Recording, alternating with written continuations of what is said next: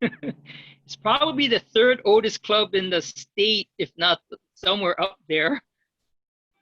I don't know. Hilo's making 100 years this year. Right. So good morning, everybody. I am starting the recording. And of course, we have their district. I'm Naomi Masuno. I'm the district governor-elect. And Sandy Matsui is following me on the district level as district governor nominee right now. So we'll be changing our titles and as well as you guys on July 1st. Sonia Mendez is our chief of staff. And then Benson is our district trainer. Laura Stillquist is a past district governor, and she will be covering the foundation. Doug Adams is joining us. He's an AG for the East Hawaii side. And so let's get started with our training. And because it's a small group, we want to be able to answer your questions. So we're here for the three of you, Susie, Nanette, and Jeff. So that's where, you know, this is for this, the whole show is for you guys. So just whenever you have questions, let us know. And we have a resource team. We have got a lot of people that can help you on the ground, on the Big Island, and on the district level. And we are all here to support you.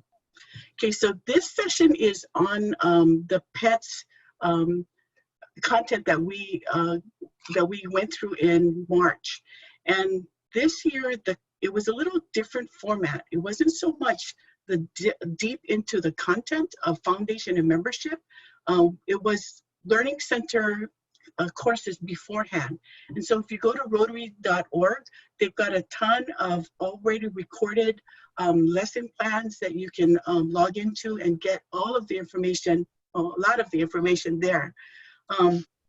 So at PETS, what we did was, what the PETS organizers did was had more interaction with other clubs. And that's where the beauty of going to PETS was. It was in meeting other presidents-elect, other resource people, and getting that interaction. How are you guys doing it? What are best practices?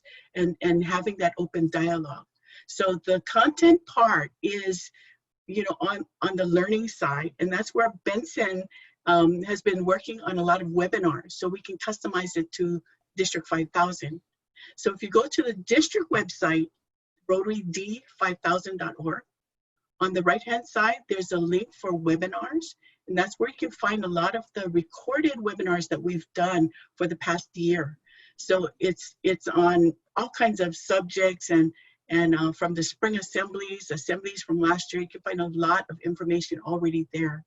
And then it's recorded, so you know, people will chime in. They will give you some ideas of what they're doing in their clubs. And I think that's what the Zooms are really bringing out, is we can share ideas with each other. Okay, so the PETS was kind of designed along the strategic plan for Rotary, and those strategic plans, those priorities, are in line with what we're already doing. So Benson's gonna be covering the like increase our impact, expanding our reach, enhancing participant engagement, and increasing the ability to adapt. Yeah. But before we get into that, we have Laura, who's going to talk on, who's gonna give us the big wide picture why we're doing this for Rotary on Foundation. And then right after Laura is Nalani Flynn, past district governor as well. Nalani is the membership chair for District 5000. So take it away, Laura. Great, thank you. And good morning to everyone. I just got off of a fantastic Zoom meeting with some people on the West Coast where they were having their awards ceremony and giving an award to Brian Gray, a dear friend in Paradise, who was club president when his town burned down, and they were just starting to recover when the COVID hit. So for all of you who are thinking, oh, I can't possibly do this, trust me, presidents rise to the occasion and are amazing, amazing people. So Naomi had asked me to just do a kind of a high-level overview for the foundation. And what I really would like is for the three, yeah, keep laughing, Benson, for the three of you to ask questions for what you know and don't know. As Naomi said, on the Rotary D5000 website, you really do have an absolutely fantastic resource. You have all of the webinars, you have the PowerPoints. That Far West Pets PowerPoint that's up there is a great overview. We're just going to hit on a couple of the areas that I think are probably the most important. Whether or not I want to try to share my screen, okay, I don't need to share my screen, that's fine. The word that was going to show up in the middle of the screen was why. And that's really what you want to think about for the Rotary Foundation, is the fact that you need to keep emphasizing with your club members why we give to the Rotary Foundation. So now, okay. Oh, good. Now I get to go find it again. See, you're giving me too many things to do at the same time. Anyway, so think about the why. And I want you to answer that question, each of you. So let's start with Nanette. Why do you think we should encourage our members to give to the Rotary Foundation? Unmute yourselves. Come on, it's only 3 of us. We can have fun with this. Well, I think part of being part of a community is giving back to it. And that's what we're all here to do, is to give back. And I know the reason I joined is because youth is my thing. And I feel Rotary is very strong, has a very strong base to help give back to our youth in the community and get them started on a good path. And if we want more members, we need to start at the youth base. Okay. And bring them in from the bottom up. So youth focused for the foundation. How about you, Jeff? Mine is youth focused, and of course, helping people in need. Okay. Unfortunately, my club isn't very big on homeless, so which for me is a very big, it's part of my heart. I think it's part of the community that we all need to continuously reach out to. But that's a struggle for me in our club. Okay. But that's why I'm here, is to help as much as we can. Okay. All right. So youth focus. Jeff, how about you? What was your question? My question was, why do you think you should encourage your members to give to the Rotary Foundation? Why?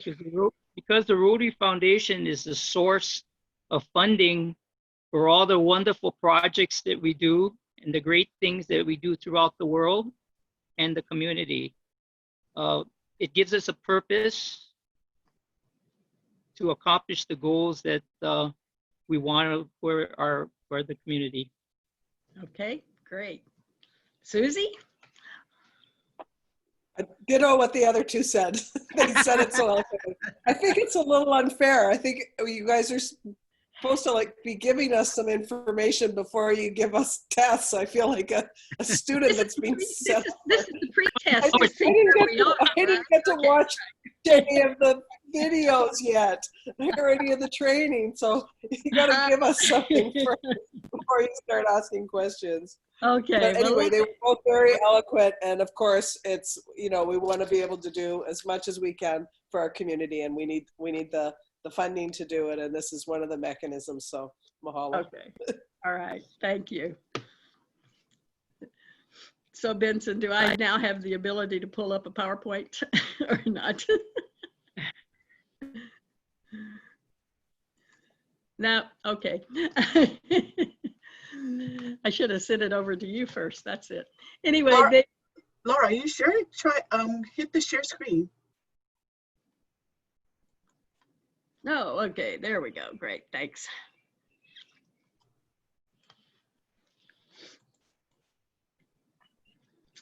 Okay. And were you 3 at pre-pets? I was. Okay. No. I was not. Okay. So, we're going to kind of run through on the real high level, a little bit of what we went through, just so that we can talk about a couple of the slides that are in here. And the biggest thing is why. Why do we want our members to contribute to the Rotary Foundation? Why is the Rotary Foundation important? Because of the service projects that we can do, the way we can affect our community, the lives we can save, the difference we can make on every island and around the world. And our signature project, of course, by giving to the Rotary Foundation, we will eventually end polio in the world. And because of the incredible impact that the Rotary Foundation is having on COVID-19 through what we are doing.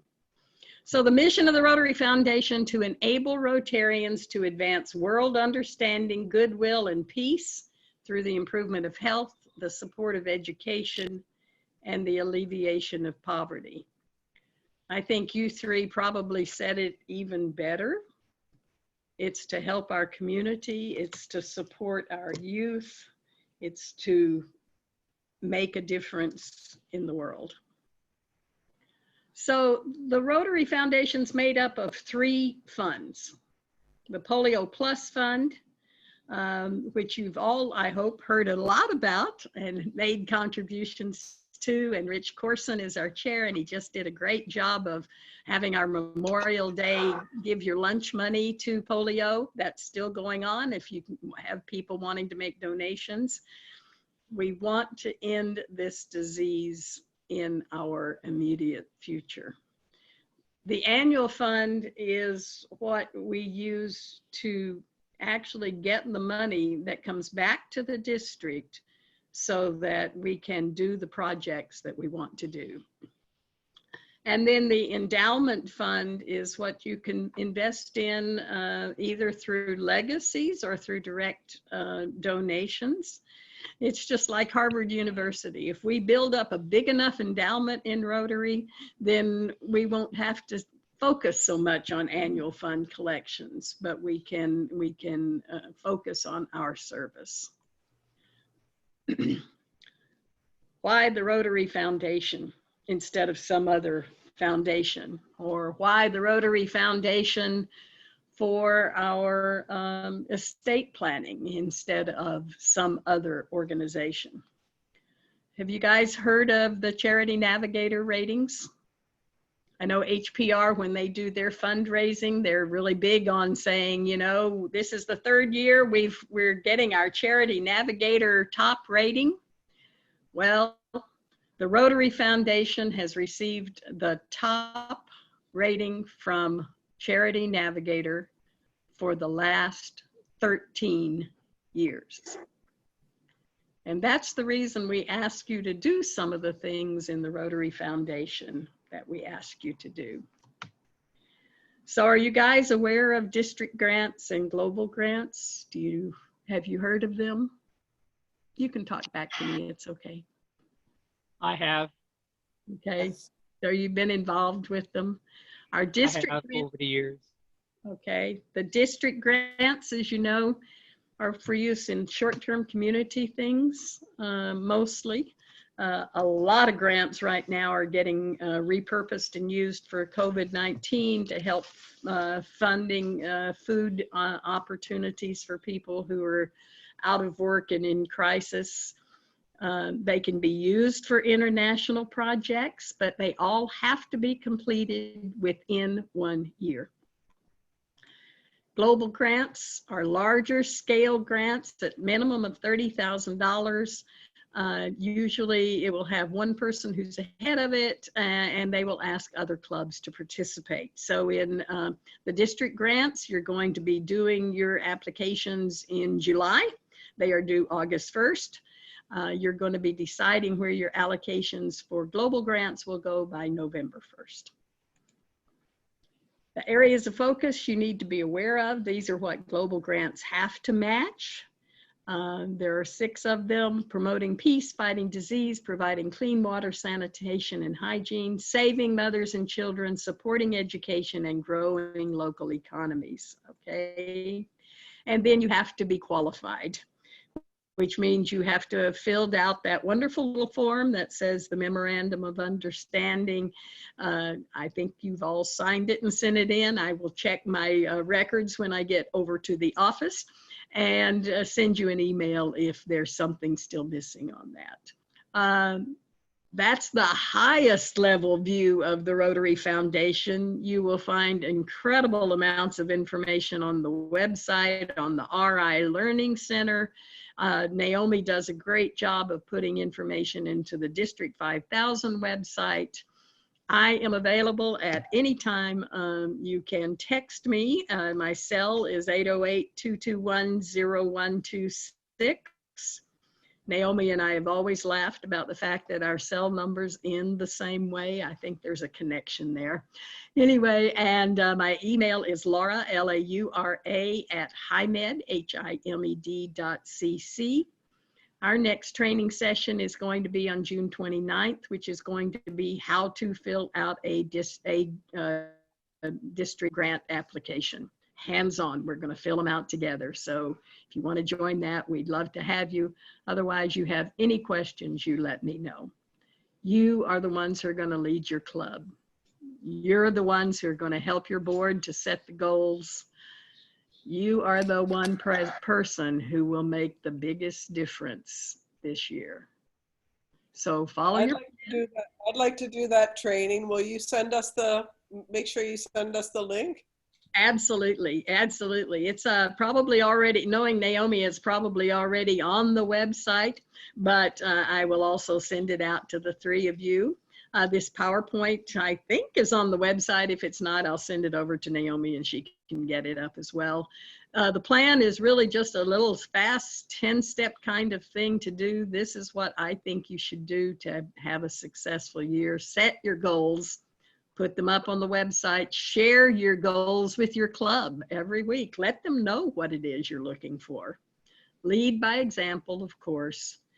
Encourage your board to lead by example. So if each of you start off by making your donation to the Rotary Foundation or signing up for Rotary Direct, that's how you make giving simple. Rotary Direct makes it really simple and make it fun. Okay? Keep it front of mind. Sorry, Naomi, I got your number wrong. 221-0126. Okay. And that, I think, is also on the website under the Foundation tab. So the Rotary D5000 website is a wealth of information. If you can take some time to, I was teasing Naomi one time. I said, I'm going to have all these people who are talking about being at home and binge watching Netflix. I'm going to have to take a weekend and just binge watch all of the webinars and training and everything else that's out there. So I'm looking forward to it. I still haven't gotten there. Okay, thank you. Great idea. Okay. How do I unshare my screen? There we go. Thank you. Thanks, Laura. And those pictures, did you see, Nanette, no, Susie, did you see there was one picture on the group? I did. Of course I did. Yes, thank you. That's the other thing. Since you three have the inside track now, send me pictures. That's what I use. I'm an old-fashioned person. I need to have somebody send them to me so that I can put them into presentations. Thank you.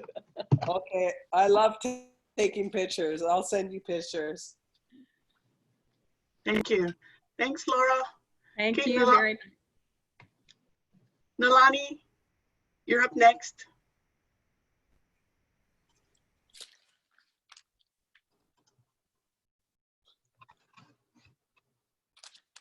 Unmute. Unmute. Okay, there. Okay, let's start again. Good morning. I know Jeff Pang, but I'm not familiar with you, Susie, or Nanette. So Susie, what club are you with? Pahoa.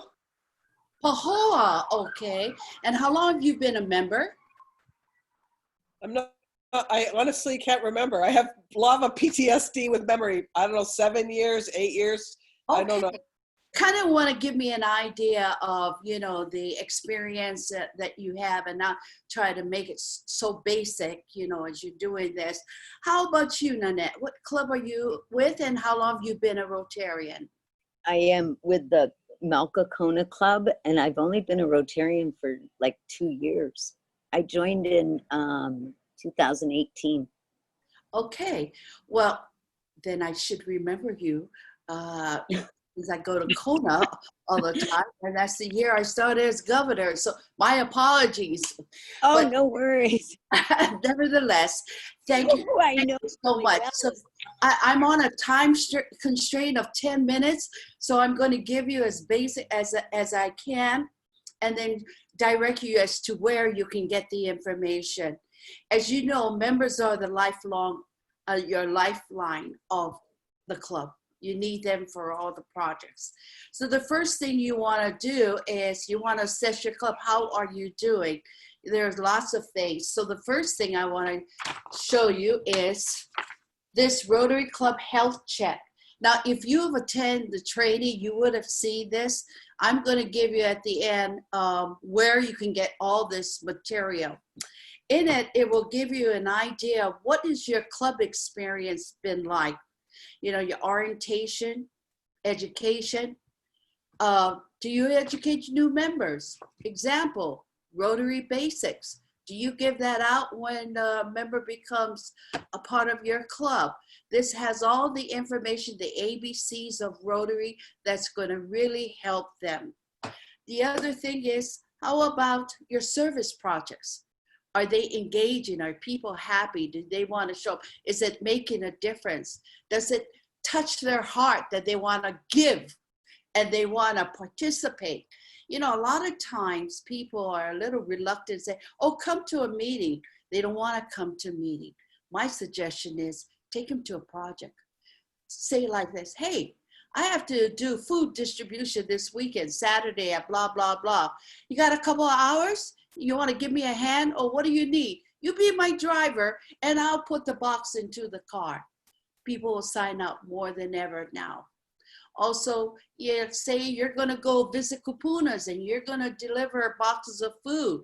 You want to be my driver? Or I'll drive, just go to the door and knock and then leave the food over there.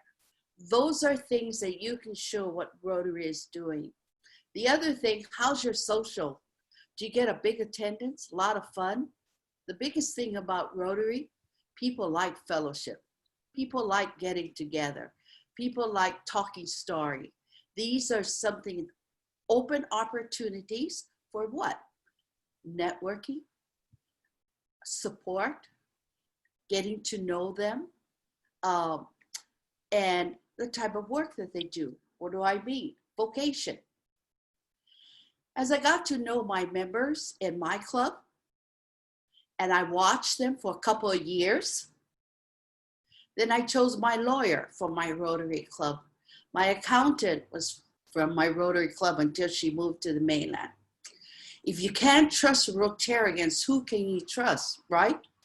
In membership, you look at integrity, how well their talk matches their walk. That's the criteria you're looking for people to become a part of. These are many opportunities. Your membership, are you gaining or are you losing? Why? Those are the questions also that needs to be addressed. How about the image of your club? Would they want to join you or not? Is it friendly? Or do you go to a club and nobody says hi to you and you sit by yourself in a corner until maybe you're a friend who invited you? How do they feel? They're taking this all in and saying, do I want to join Rotary? I don't think so. Image is important. How do you conduct business? How do you run your club? All of these things are important. This is the club experience. What's the atmosphere like in your club? That's also important. This Rotary Health Check it's really going to help you a lot to assess what you're doing. I mean, if it's working, don't have to reinvent the wheel. Just add or build on it. But if it is not working, then do a survey. There are tools out there. Find out how people are thinking. Do they like it? What would they change? You know, is your club diverse? That's part of membership. Do you have all kinds? Young, old, in between? The vocations. Do you have all the type, you know, do you have accountant, or are they all real estate? My club, I had 1 point, 6 real estate. And I said, I thought you were limited to, oh, Nalani, we'll just find a way to bring them in. You want to have balance. Balance is important. So if you address the above, it will determine 2 things. No new members. Why? There's a recruitment issue here. This will help you in that. Or they're leaving the club. That's retention. Why? This will answer that. Why are they leaving? As an example, sometimes it's not a right match. Maybe they're young, and I'm going to exaggerate. And we put them in a geriatrics ward. They have nothing to comment, to talk about. And sometimes it does happen. So what you can do is you can say, hey, I know you enjoyed this. I have another club that's right up your alley that is doing the kind of projects that's important to you. Where am I? 9:35, okay. That is important to you. Let me go with you to that club. Oh, but you're giving up another club. No, you're not. You're keeping them within Rotary. That's important. They're going to remember that. That club leadership is going to remember that you took the trouble to invest time in that person to go see what they want. And they, in turn, will remember that and bring back a member to you. And that's also important. Why no new members? Did you ask? Did you ask? It took me a while to get into Rotary. Someone had asked me, but no one had invited me. I needed an invitation. It took two members, finally, Albert Silva, to say, hey, Nalani, did somebody? No. Come. I went, and my sponsor died during Wynn's year. But I never forgot, because if he didn't take the point to reach out to me, engage me, I wouldn't be in front of you. How do you ask? I just shared with you, hey, come with me, I have to do this. Show people what you're doing. The aloha spirit works great. Your community with sharing with the banner of love. Rotary, aloha spirit. Who do you ask? Your neighbor, your family, your co-worker, your exercising buddy, your lady coffee group, the young, the busy. Don't put limitations. No limitation. Take off the sides and say, there's a potential person. May not work in your club, that may work in another club, but you still got them too. Retention, what's retention? Are they happy? Are they engaged? Are they appreciated? When they are appreciated, they're not going to leave you. That's retention. And what about, and that's going to be, how to stay engaged? How do you keep them engaged? You're being engaged. You're getting educated right now in a short time. Naomi, is my 10 minutes up? 10 minutes up. All right. So I have a quick question. yes, my dear, go ahead. So if, because I'm really concerned about the membership, because we're so small, Yes. I'd really like to Yes. expand our membership. So Yes. if I, like, for example, I have a staff member, and she's got this fabulous business that she's doing of, local lily pops. And I've been talking to her about Rotary. She works out in Nanavali, but she lives in Hilo. Does it matter where they live? If I can get her onto Pahoa Club, does it matter if she lives not in Puna? It doesn't matter. It's where they're going to feel happy, welcome, comfortable, and want to do projects and want to serve their community. It doesn't matter. It's really up to you. That's why we have e-clubs. They're from all over. It doesn't limit them. That's the beauty of it. Last thing, go on to Rotary RI. I don't have a site. It's called Membership Resource Guide. Membership Resource Guide. One more time. Membership Resource Guide. This has everything that you need, the tools. You can go on the Learning Center and learn. There's a catalog of topics, and that will give you best practices, ideas, and the tools to be a winning leader this coming year. Thank you very much.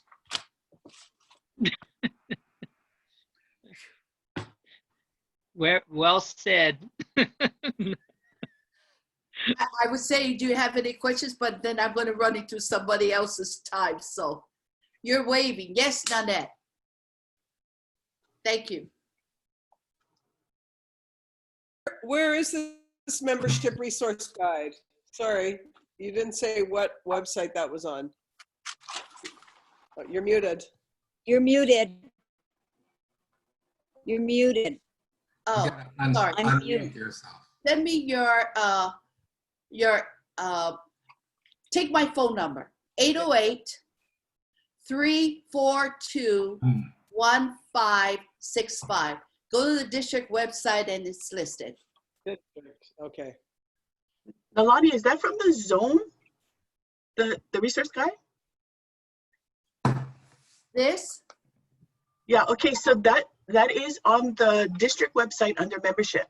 So we have a page for resources for clubs, and that resource guide is on there. So if you go to Rotary D5000, on the top navigation bar, there's membership, and there's one for new members, information for prospects, and there's another page for clubs and information, and this resource guide is there. The beauty of this guide is it's got links to the different flyers and toolkits. So you can just click on the link at the resource guide and get to that form. So strengthen your membership, starting a Rotary Club, Vibrant Club is Healthy Club.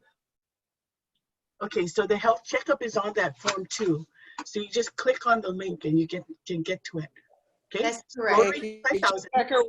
District 5000. Thank you. Jim Becker was just talking to me about the health checkup yesterday. He's saying you got to get that health checkup and speak to you. So thanks for that resource. You're welcome. Have a great day, everyone. Thanks, Nalani. Thank you, Nalani. Okay, so we got a commercial break. You see Nalani's shirt? Okay, my shirt. Okay, so this is the same kind of Monstera kind of thing, and it says Rotary up here. Okay, so this is the district shirt for this coming year, and it's just $35, and then you can go to the district website and there's a link to order the shirts. So thank you, Laura and Nalani, for wearing the shirt and for doing a great presentation. Thank you. And wasn't that cool for Laura's presentation? She had the subtitles on there. What was that? And then when she went out of the picture, there was another face in there. That was kind of spooky, but that was interesting. kind of spooky. I've got, could I be like really, I probably shouldn't say this, but being who I am, I don't think I would wear one of those shirts because, I'm sorry, that's an invasive plant. And that plant is like, I know it's pretty, but that is such an invasive plant. I go bananas when I see all, clothes with that plant. So I'm sorry if you don't see me wearing that shirt, that's why. I can't support invasive plants. Sorry. I So you would will be get more where. worried about what it represents in the racial world right now than it being an invasive plant. Well, if you knew what it does, if you know what it does to the trees, it's not so much that. I mean, that's one perspective, but what it does to the trees, like it actually kills things. So it's not. Yeah, well, it Oh, represents it great kills, racism okay. right now, and so you shouldn't be wearing it, period. Okay, Yeah. now, honey, Well, somebody's raising their hand. Yeah. Have a problem. Sonia's Sonia, waiting. Sonia, go ahead and unmute yourself and talk to her. Sonia, you need to say I something. just wanted to just add a little bit on about membership, especially for our brand new PEs over here. I went to a Rotary Club meeting in 2003 to pick up a check for a performance for that club's fundraising event, and their meeting was at 7:30 in the morning, which at that time for me was really early, super early, because I'm an entertainer, and you know we don't get to bed till like 2 in the morning. So it was a real difficult task to do, to drag myself out of bed, but I wanted my check, so I went. But when I was at this Rotary Club and meeting, and I knew nothing about Rotary, what really grabbed me about Rotary, the meeting, was the speakers that they had.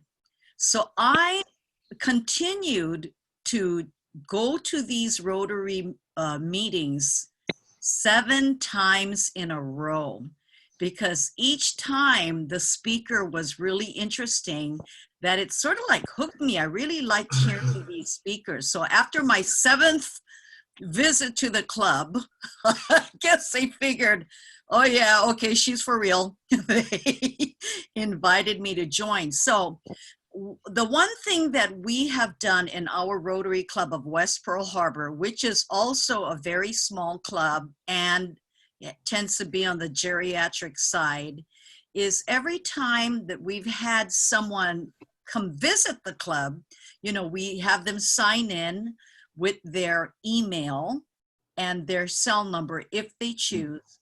And we would go ahead and follow up with these people who the speakers were for the next, you know, 4 to 5 meetings, because sometimes along the way, they might see a speaker listed that they're interested and they'll come back. So that's one of the ways that we've always kept in touch with these people that have come only like, you know, to 1 meeting or something, and then they don't show up at all.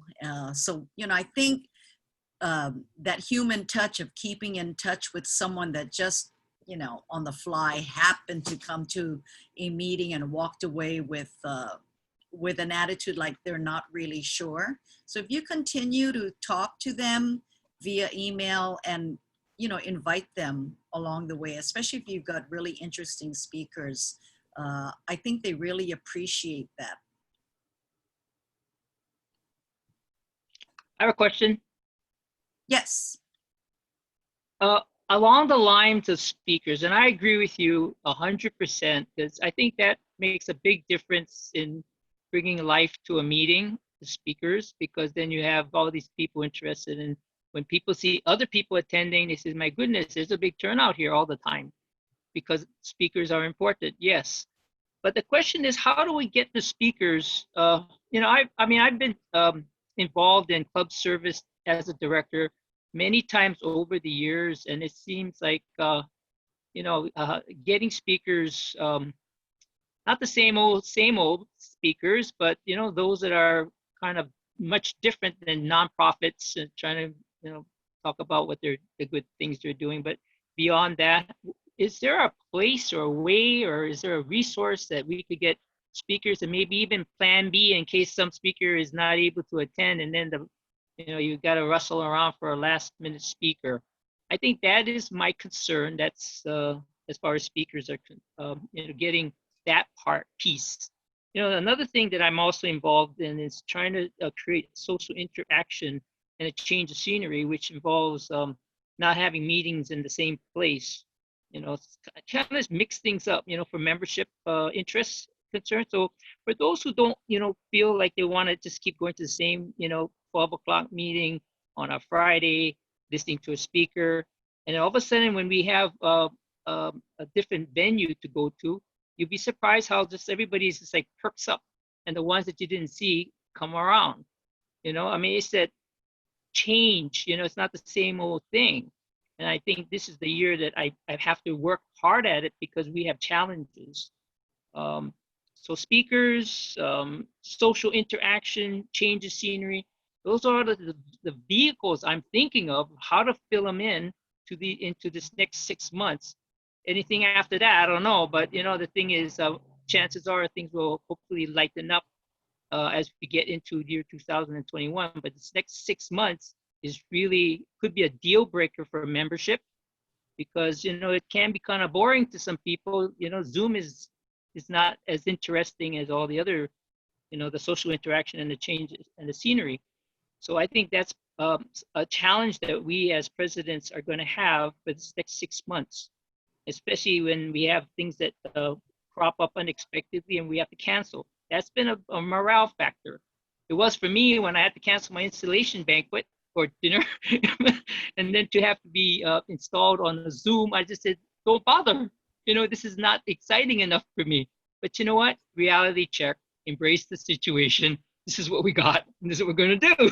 So, but you know, that's my take on it. I have kind of a sub question with that too, because we've been talking about, can we change our time of our meeting, or can we change our location of our meeting? And does it have to be, if we're a Pahoa club, can it be in Kea'au once in a while? I mean, are there rules and regulations around changing times or changing a meeting place? So I think that I'm glad you brought that up. No. Thanks, Susie. There's not. And so you can be meeting at different places. The only thing is, if you have visitors and they don't know where you are, then it's hard for them to meet. And if they go to your meeting place that you have on your website or someplace, they get upset. So updating your web information as to where you are. So you should be working with your AG group. So when you meet with your AG, you talk with your other presidents in your group, and then you can talk about joint meetings or joint speakers or having a social someplace else. And that's where all of these ideas can come up. But you're not limited to meet at your place. You could be meeting other places. And this is all about making your club vibrant. You know, how can you change it up so people are interested? What's in it for them? What are they getting out of it? And so we do have a Vibrant Club workshop coming up on Monday that your club trainer and you can all come. Yeah. And Benson's going to be talking about how to do this Vibrant Club workshop in your club, because it's all about what they want to do, right? So that's one. The Speaker Bureau, we want to try and put that back up on the visible place so you can find suggestions for speakers on the district website. So we'll be working on that as well. Sonia? You know, Jeff, another way you can inject some excitement is, you know, incorporate what we did before we all got shuttered in, was called Rotary on the Road. Our West Pearl Harbor Club would usually meet the first 3 Mondays of the month in the evening. We're an evening club. And on the 4th Monday, we either involved ourselves in a service project or we did what was called Rotary on the Road. So we would invite the members to visit another Rotary Club meeting. So the year that I was president, which was in 2018, we visited 17 clubs. Okay, and it was really fun. And it wasn't always the entire club, because we have a fairly small membership. Sometimes it would be only 3 people, sometimes it would be 6 people, but you can still incorporate Rotary on the Road via Zoom. You know, if you want to tell your members, hey, we're going to visit this club in California that meets, you know, I know you guys are a lunchtime club, right? Yeah, West Friday.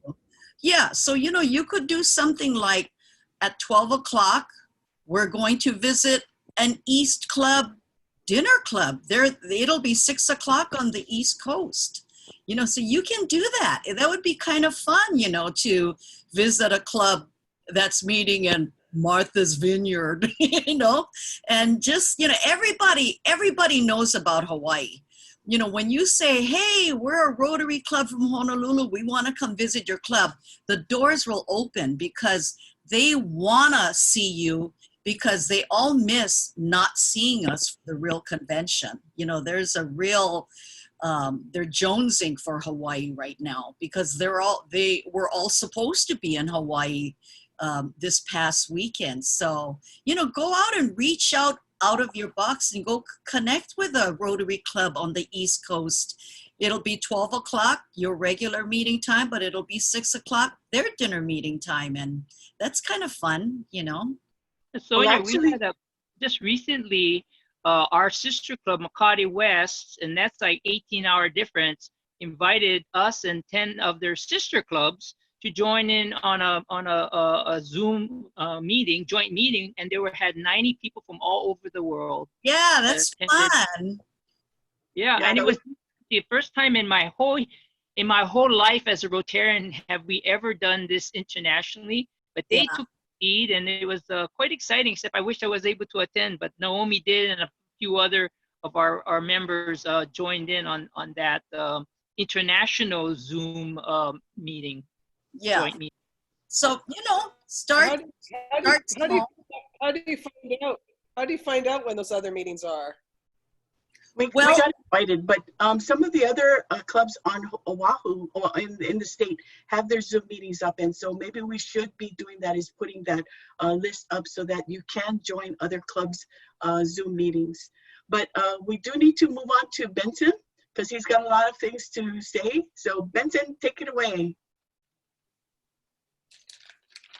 All right. Hey, why don't we take like a 5-minute break so everybody can, go do whatever you need to do, and then we'll come back at the top of the hour, which is 10 o'clock, and then I'm just gonna take you through a couple of PowerPoints, and we're really actually gonna have a discussion that could help you guys with your specific situation. Because everybody got a different situation over here, so we got some good resource people that are on the call today. So let's take a 5-minute break while I set up a couple things here. Okay? I'm going to see you back here in about 5 minutes.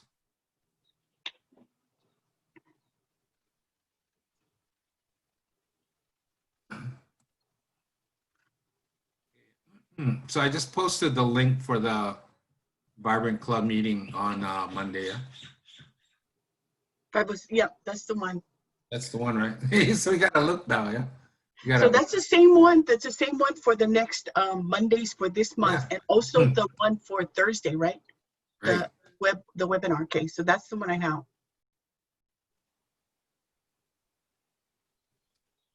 So can you share your screen? Is it working for you?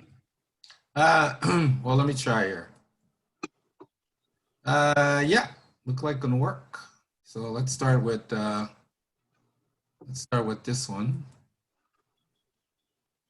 Share from the beginning.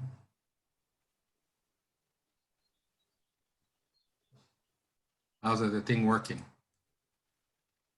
Yeah, can see them. Yep. Yep. Okay, that's good. Okay. Okay. Cool. Alrighty. So yeah, so I got I got this one, and then you know me. What I do is I just alter the stuff that I put together and try to make them for this group. So okay. So anything, Naomi, you wanna cover, or you wanna say before I kind of get going, or you can put them in at the end when I'm power, or what? Well, I'm gonna do the expand our reach portion, yeah, and Nalani did cover some of that, but just give me like tween so you get a break too. So you're gonna cover increase our impact.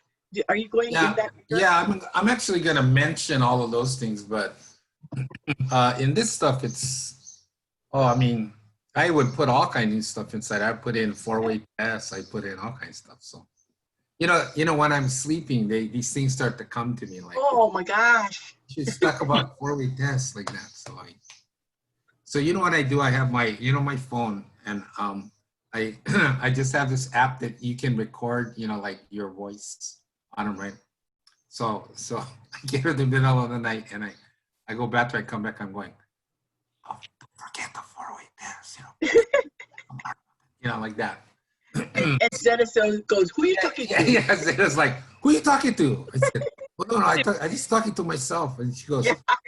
Whispering. Vincent, in the morning, man, what are you doing? I'm like, well, no, I got to make one note so I can put in the presentation for tomorrow.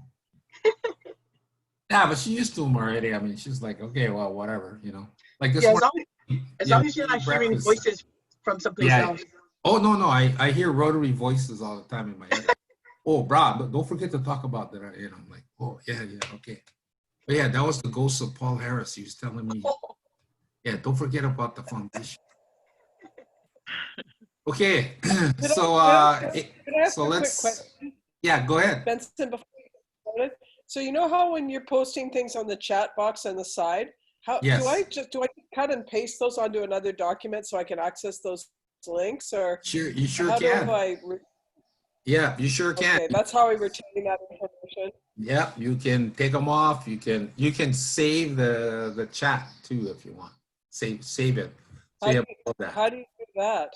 So see the button that has chat comes up and says chat. Let me see. Yeah. See, I got the full screen over there. I'm trying to see if I can get it here. Yeah, that says chat. When you bring up the chat box down at the bottom, you'll see these little arrows of 3 dots. And if you click on that, it says Oh, chat. shoot. Yeah. Okay. Now, yeah, so one of the things I want to tell you about that, because so, in the chat, like you can chat privately, right? So like me and you can talk about, what, Suj, you going to Kayan Kugel Market tomorrow, like that. But then when you save the chat, all those private conversations, they all get saved, right? So you cannot we cannot talk stink about Jeff, right? Because if Jeff saves the chat, it was like, oh, that sucking Benson and Susie talking stink about me, like yes, that. evidence. Yeah, so you just gotta watch out. You gotta watch out. So on Thursday night, I'm gonna do a training on how to do online meetings. And so whether you use Zoom or some guys using Google Meet, some guys using WebEx, some GoToMeeting, whatever. Just basically how to operate an online meeting, because a lot of the clubs now, right? They doing online meetings now. So a lot of the. What time is that? Is that 7 o'clock also? Yeah, 7 o'clock. 7, right? Naomi, 7. Will you share that one too? Because I'd like to do that one also. Yeah. So the link I put on there. You see the link I put on there for the Barbering Club. Same. Yeah. So all the trainings that I do, same link. So okay, shoot. Almost every Monday night at 7, yeah? Almost every Monday night we get something. So just hit that link and we're typically on. Okay. Hey, Benson. Let me Benson? Yes. Yeah, hey, Susie, you can also just click on the link from the chat box. That'll open it up in your browser and you can then bookmark that browser, that website. Oh, that's a great idea. Yeah, Perfect. yeah. Thank you. Like that one. That's why I have Doug, in all my meetings. I always have Doug because like me, I forget stuff, but like Doug, he does not forget anything. He gets, yeah. Okay, so let me make a couple comments then, because we talked about membership and we talked about foundation, right? Okay. So there's 2 things that Rotary, the 2 most important things in Rotary are their foundation, which is our giving, right? Because every Rotarian gives 2 things, right? They give a lot of their time, obviously, and they give money. And so our 1.2 million Rotarians around the world give an enormous amount of money into the Rotary Foundation, and then the Rotary Foundation then uses it to do these good these huge projects all over the world. So they try to encourage our members to donate money to the foundation. So that's why that is important, because Rotarians are givers, right? So they give time and they give money. And so that's why the focus, there always is a lot of focus on foundation. Okay, the second thing about membership is that people join Rotary for two reasons. They join Rotary because they want to have fellowship with other leaders in their community, and they want to do good things for their community. It's that simple in one sentence.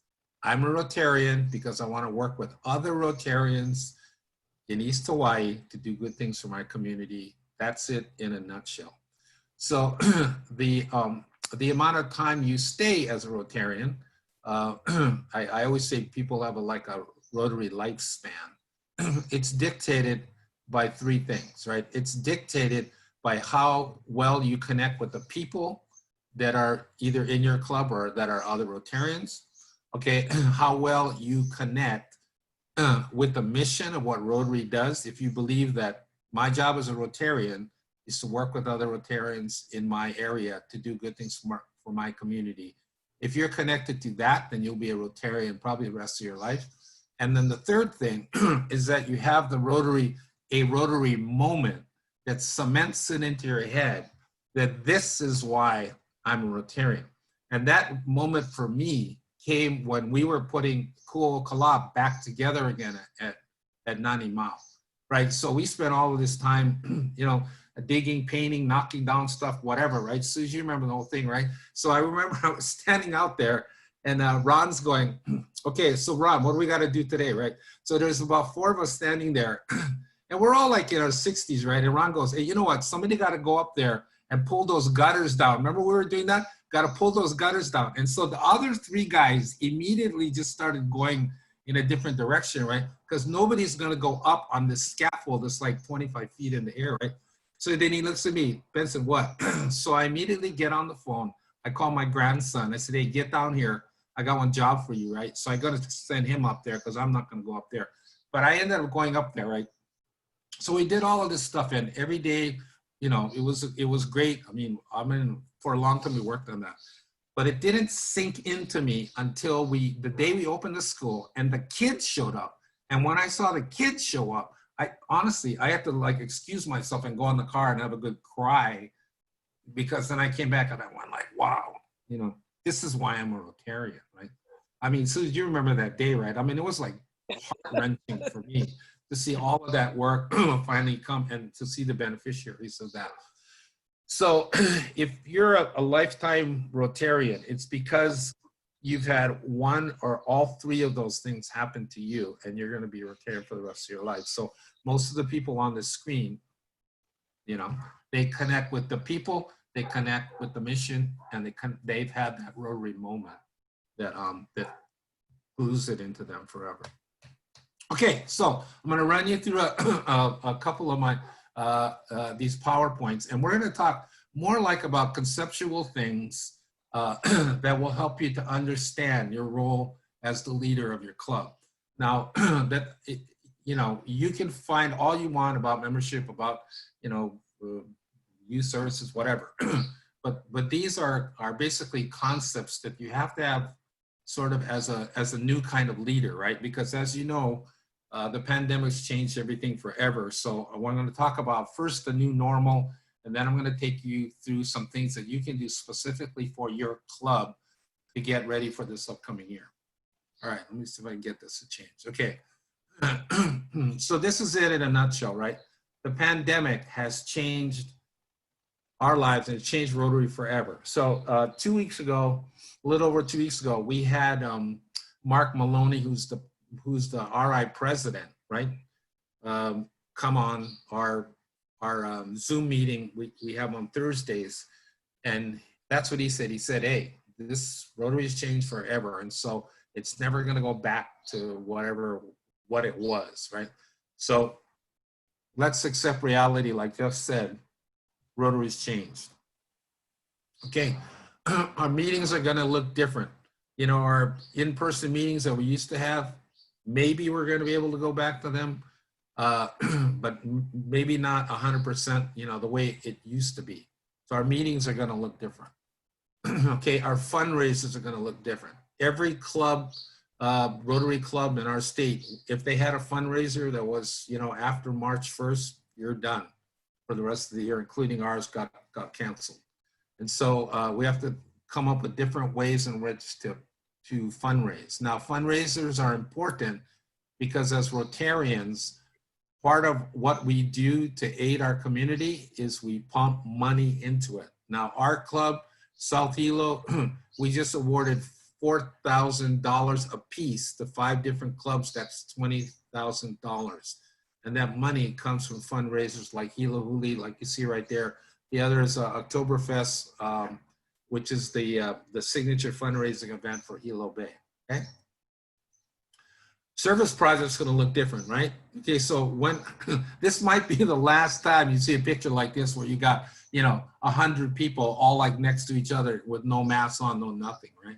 So this picture actually looks bizarre because you know that this picture was taken before the whole COVID-19 because you never see a picture like this again. Our service project is gonna look different, and that is a hallmark of Rotary, is that we have these killer service projects that provide either money or assistance or help to our community throughout our community, throughout our state. Our membership's gonna be affected. I mean, I know in our club, there's people that are not gonna come back next year because can't do Rotary, don't see a way going forward, time to retire, have other issues. So the way in which we attract and recruit and get members are, you know, it's going to be different because there's some people, especially a lot of our old timers that are used to just, you know, coming to lunch every Tuesday. And if they can't do that, you know, they don't see Rotary as something that they want to continue to do, especially if it's going to be online. Okay. So our leadership is going to be challenged, and that is you. Okay, the reason that you're on this call is because you are going to be experiencing a different year than any Rotary president before you.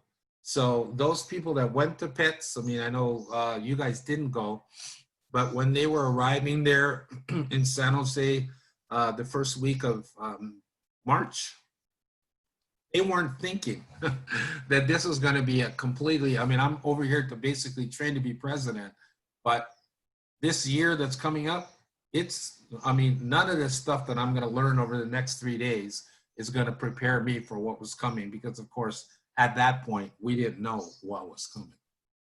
Okay, now, I was reading a thing about crisis leadership, and some of you may already be delving kind of into that. And what they say about crisis leadership is that 10% of the people in a crisis will actually have a clear vision of it, will see some viable solutions, will know how to organize people to look at solutions and do things, okay? The other 10%, they say, will just take the negative part of it and they'll just sit around and they'll be ruminating over, God, you know, this is so screwed up. This is messed up. I mean, why can't we go back to the way it used to be, all of that. And then 80% of the people in a crisis situation are gonna just wait. They're gonna wait and see which direction things are gonna go, what things need to be done. They're gonna wait for somebody to tell them what to do. Okay, so whether you like it or not, you are in this 10% of the people that are gonna be the leaders that are gonna tell your group, here's what we're gonna do, okay? I've been thinking about it for a while and now we're gonna do it. Even me right now, I'm the current president of the club. I got 3 more weeks to go.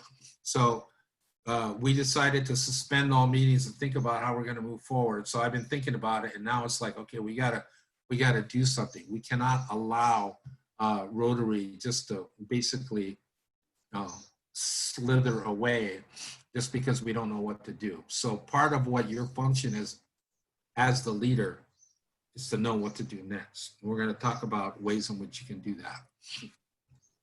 Okay, so Mark Maloney came on our call 2 weeks ago, and he said, our opportunity is unprecedented.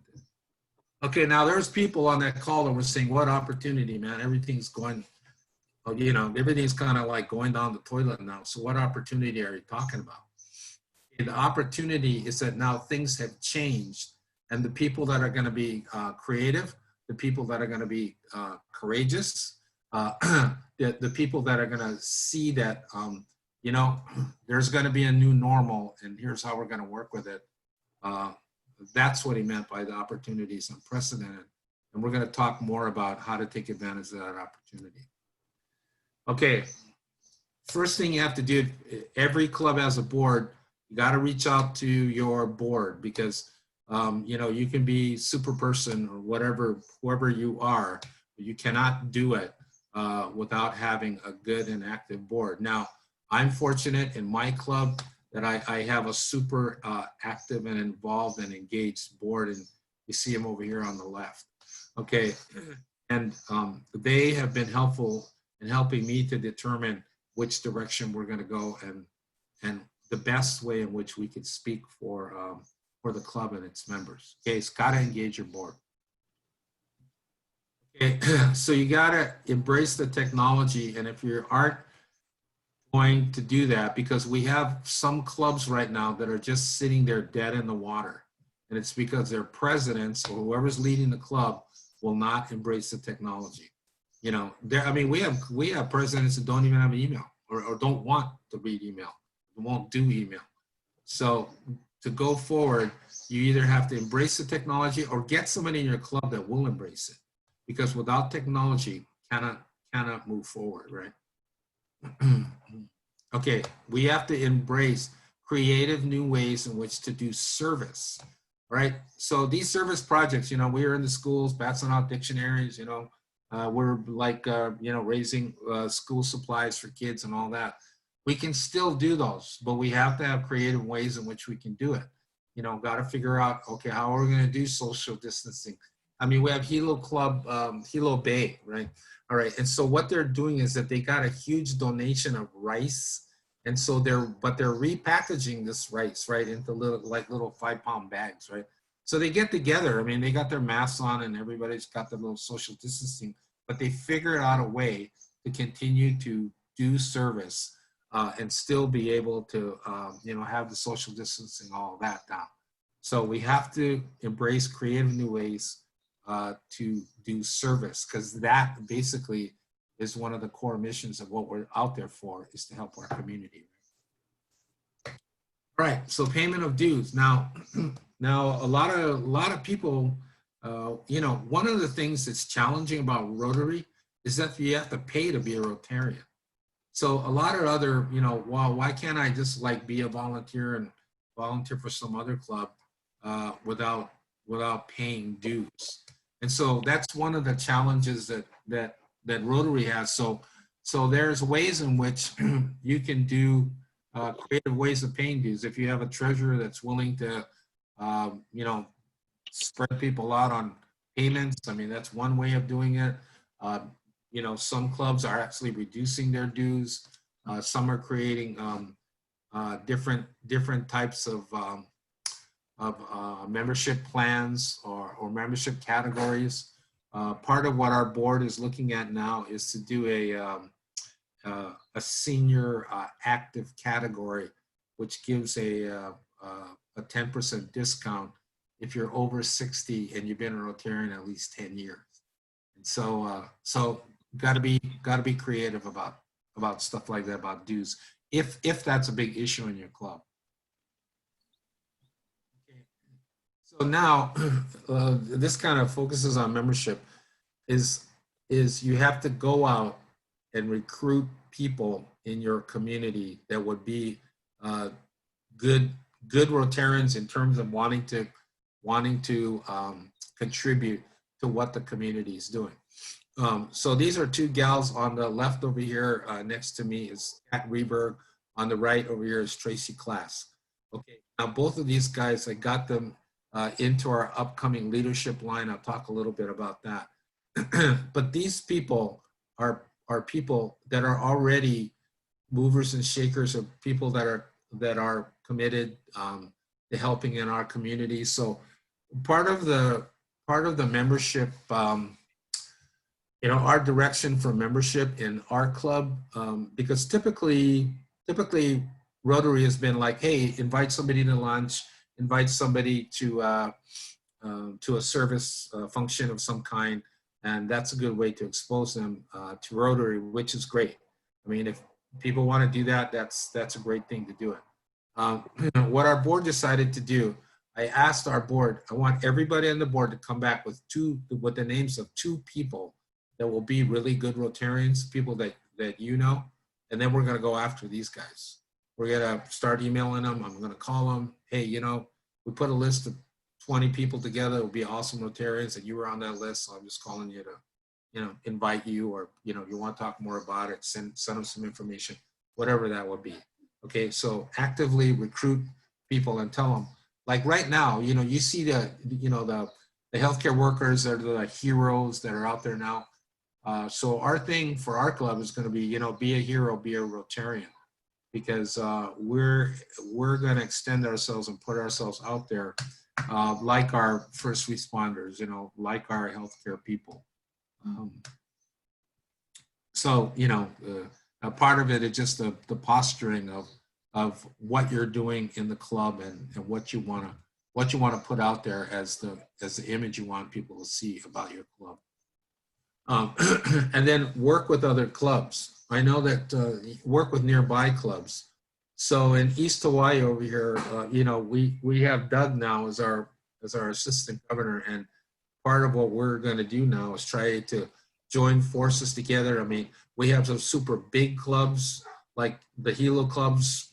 I know like they're almost 100 members, and then we have little clubs like Pahoa with just a few members. So we could do a lot, because just in East Hawaii alone, we got about 200 Rotarians on our list. So we need to work together, and that helps Rotary in so many ways. I mean, you get a whole bunch of people out there on a community service project, and the community sees that, they're like, wow, there's those Rotarians. Okay. And then make a plan. So the 3 of you that are sitting there, so you need to make a plan for connecting to your members, okay, and then coming up with a plan right now for doing meetings, because I know every club is kind of stumped by this one, right? Okay, so do we do in-person meetings? Do we do online meetings? What is that about? And then also to talk about options for dues. Okay, so I'm gonna stop sharing right now, and then let's talk about this. Anybody got any questions? Because I got another presentation that goes into a little bit more depth about that. Any questions about the stuff that I just talked about? Awesome, man. That was a really effective, wasn't it? It was, Benson. Okay, thank you. If I could make a comment. Yes, I would love it, Doug. Thank you. Yeah, so at the end of your presentation, you talked about, working with other clubs, and I would just highlight that particular thing. I didn't get to go to PETS this year either. From my memory of PETS in my pre-president's year was an opportunity to really get to know folks that I didn't really know. And then during the year, which was the 2014 eruption year, the clubs really came together in East Hawaii to work, especially to help Pahoa Sunset. Pahoa Sunset took the lead on a lot of the work that was being done in the area, and the rest of the clubs really, both East Side and West Side, really came together. But my experience was with the East Side clubs, and that was really a terrific opportunity to see how everybody else is doing things, and then also to not get so, there is the chance that you get so overwhelmed. Well, overwhelmed is not the right term. You get so focused on what you're doing in your club that sometimes you don't even have room necessarily to think about what's happening with other clubs. It happens. There's so much stuff that Rotary gives you, so much that the district gives you, so much the assistant governor can give you. that you're just trying to make sure that things are going well in your club. And I would encourage you not to do that. I would encourage you to reach out. The resources are your fellow presidents. You're all in the same place. It's just that you have different clubs, but you're considering and dealing with the same things. Of course, the assistant governors are there as well, because we've been there, right? You don't get to be assistant governor if you haven't already been a president. And so it's there is the help that's there. It's the opportunity to be collegial and collaborative as well. And so I would encourage you to think about that and take that into account when you're doing the planning that you're going to do for your year. Okay, thanks. Yeah. Could I ask you a question around that? Sure. Okay, it's around sort of just the protocol, because I just wondered, so it was really nice, Doug, when you joined our club the other day, and sorry that I failed to introduce you, but I was just, and I asked Deb later, like, how did that happen? And so is there a protocol, like if I'd like to go and sit in on other clubs' Zoom just to get that larger perspective sense? I mean, I've come as a guest before, but I've been invited or to present or something. But what is the protocol if you want to go and, listen in on another club's meeting? Right, so Benson and Naomi and the other leaders may have a different perspective, but my perspective is any Rotarian is invited to attend any Rotary meeting anywhere in the world, anytime. So the protocol is, if you want to go, you go. And frankly, most clubs that I've been to, when I've shown up, like I showed up at the Disney World Club in Buena Vista one day a few years ago, and they were so excited to have somebody there. It's usually one of these things that's like, oh, cool. And what do you do? Well, I'm a club president. Oh, that's even more cool. So it's protocol is if you want to come and you want to show up. I did that a bunch during my year, and I've done it since then. I'll just show up at the Volcano Club, for example, and they're like, oh, Adams is here again from Hilo. Good to see you. So if you're invited, it's great. If you decide you just want to show up, and that means on the virtual stuff, then you do it. And people are always excited and happy to see you. Thank you. Yeah, that's a great opportunity. I mean, and part of being a Rotarian is that you have that ability and that privilege to travel all over the planet. I mean, Susie, there's 35,000 clubs around the planet. So if you ended up in India or in Taiwan or in anywhere and decided, hey, I'm going to check and see what our local Rotary Club is doing, honestly, they will be like thrilled to have anybody. So the protocol is, hey man, it's open season, and I think that probably one of the things that we should do is really just share our meeting times, especially us here, in East Hawaii, our meeting times, our Zoom links, or whatever, and encourage everybody to attend. That would be super appreciated. I would really appreciate that. Yeah. Okay. Naomi, you want to add anything to that before we move on? Yeah, sure. And I think we should put that on the district website, because for visiting Rotarians, they would want to know which clubs to visit and if they're meeting in person or online. So we'll do that. But some of the clubs are sharing the meeting times and Zoom information within their group. So like if Doug had a short newsletter to say, these are the East Hawaii groups, or maybe you go Big Island, these are all of the clubs on the Big Island that are meeting, and share that information. So I think we can do that. Yeah.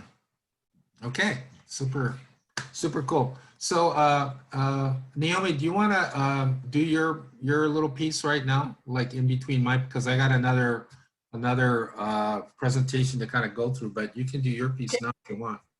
Okay, so when you think about your club and the internal workings of the club and working with the board and how you get more engagement with your members, you also want to look at what is outside of your club. So the demographics of your community, for instance, Are there a lot of business people, a lot of nonprofits? Your club should try to mirror that demographic of the community.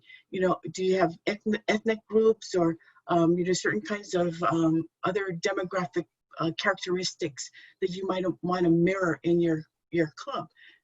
Because if you have a lot of business entities around your club, you might want to really bring in a lot more professionals, young professionals, business people, do a corporate membership. So doing that is one. Looking at diversity, inclusion, you know, making sure that we are not excluding any ethnic groups or excluding people that maybe we should be open to. So just try and diversify your club would be a good thing. Okay, look at the different channels. So a channel is how you're meeting. Are you meeting, and we've already talked about different locations for where you're meeting. A channel would be a Zoom meeting. A channel would be a phone tree. Because if you have people who are not on Zoom and want to still be contacted, because if we don't connect with them, you know, there's no value for them to be a Rotarian, right? So it could be that you're going to have a channel of a phone tree for people who do that. Awareness, getting the word out about what you're doing. So share some of the projects you're doing, because you could get new members from a project that you're doing. Invite the community to some of your projects. If you're doing a project at one of the stakeholders in your community, ask them to maybe invite people to come in and learn about Rotary. But wherever you are, the more hands you have to do good work, the bigger, more impactful projects that you can do as well. So getting the word out on the brand, you know, Susie, people know about what you guys did in Pahoa. Everybody on in this district knows, but maybe some people that just moved in that they don't know. And so reaching out to let them know of the good work, and you can get more hands to do more of the projects you have. Okay, so using the service projects to bring in members, using the service projects to give value to the members. So, you know, Nanette was talking about getting connected with the youth service, the youth community. And so that's another thing of a channel. That's another way of reaching other people and giving value to your members, because they feel that they're doing something that's of interest to them, that makes them feel that they did something. You know, like Benson saying that, you know, it touched him that these kids were impacted. So when we do these things, it not only helps the beneficiary, it helps us. And that's what we want to provide our members. Okay, thanks, Benson. All right, you should be district governor, man. You're awesome. Yeah. Okay. You're really articulate and you know a lot, and you know, people like you. That's real good. So okay, so phase two now. So I got another PowerPoint presentation I'm going to take you through, because that's me, Benson PowerPoint Medina. And so this one will go into a little more depth. So and then you can stop me anytime, because you know, like I sort of kind of get on this roll and then I stop talking. So I mean, I just keep rolling. So okay, everybody see that? Okay, good. I can't really hear you guys, so you know, if somebody doesn't interject, I'll just keep going. Okay, so so this is leading a club through a year that you weren't expecting. And so what I'm going to talk about basically here is a new kind of leader is kind of emerging now, which is you, and that's why you're in the driver's seat now. And here are some of the things I think that will help you this year, right?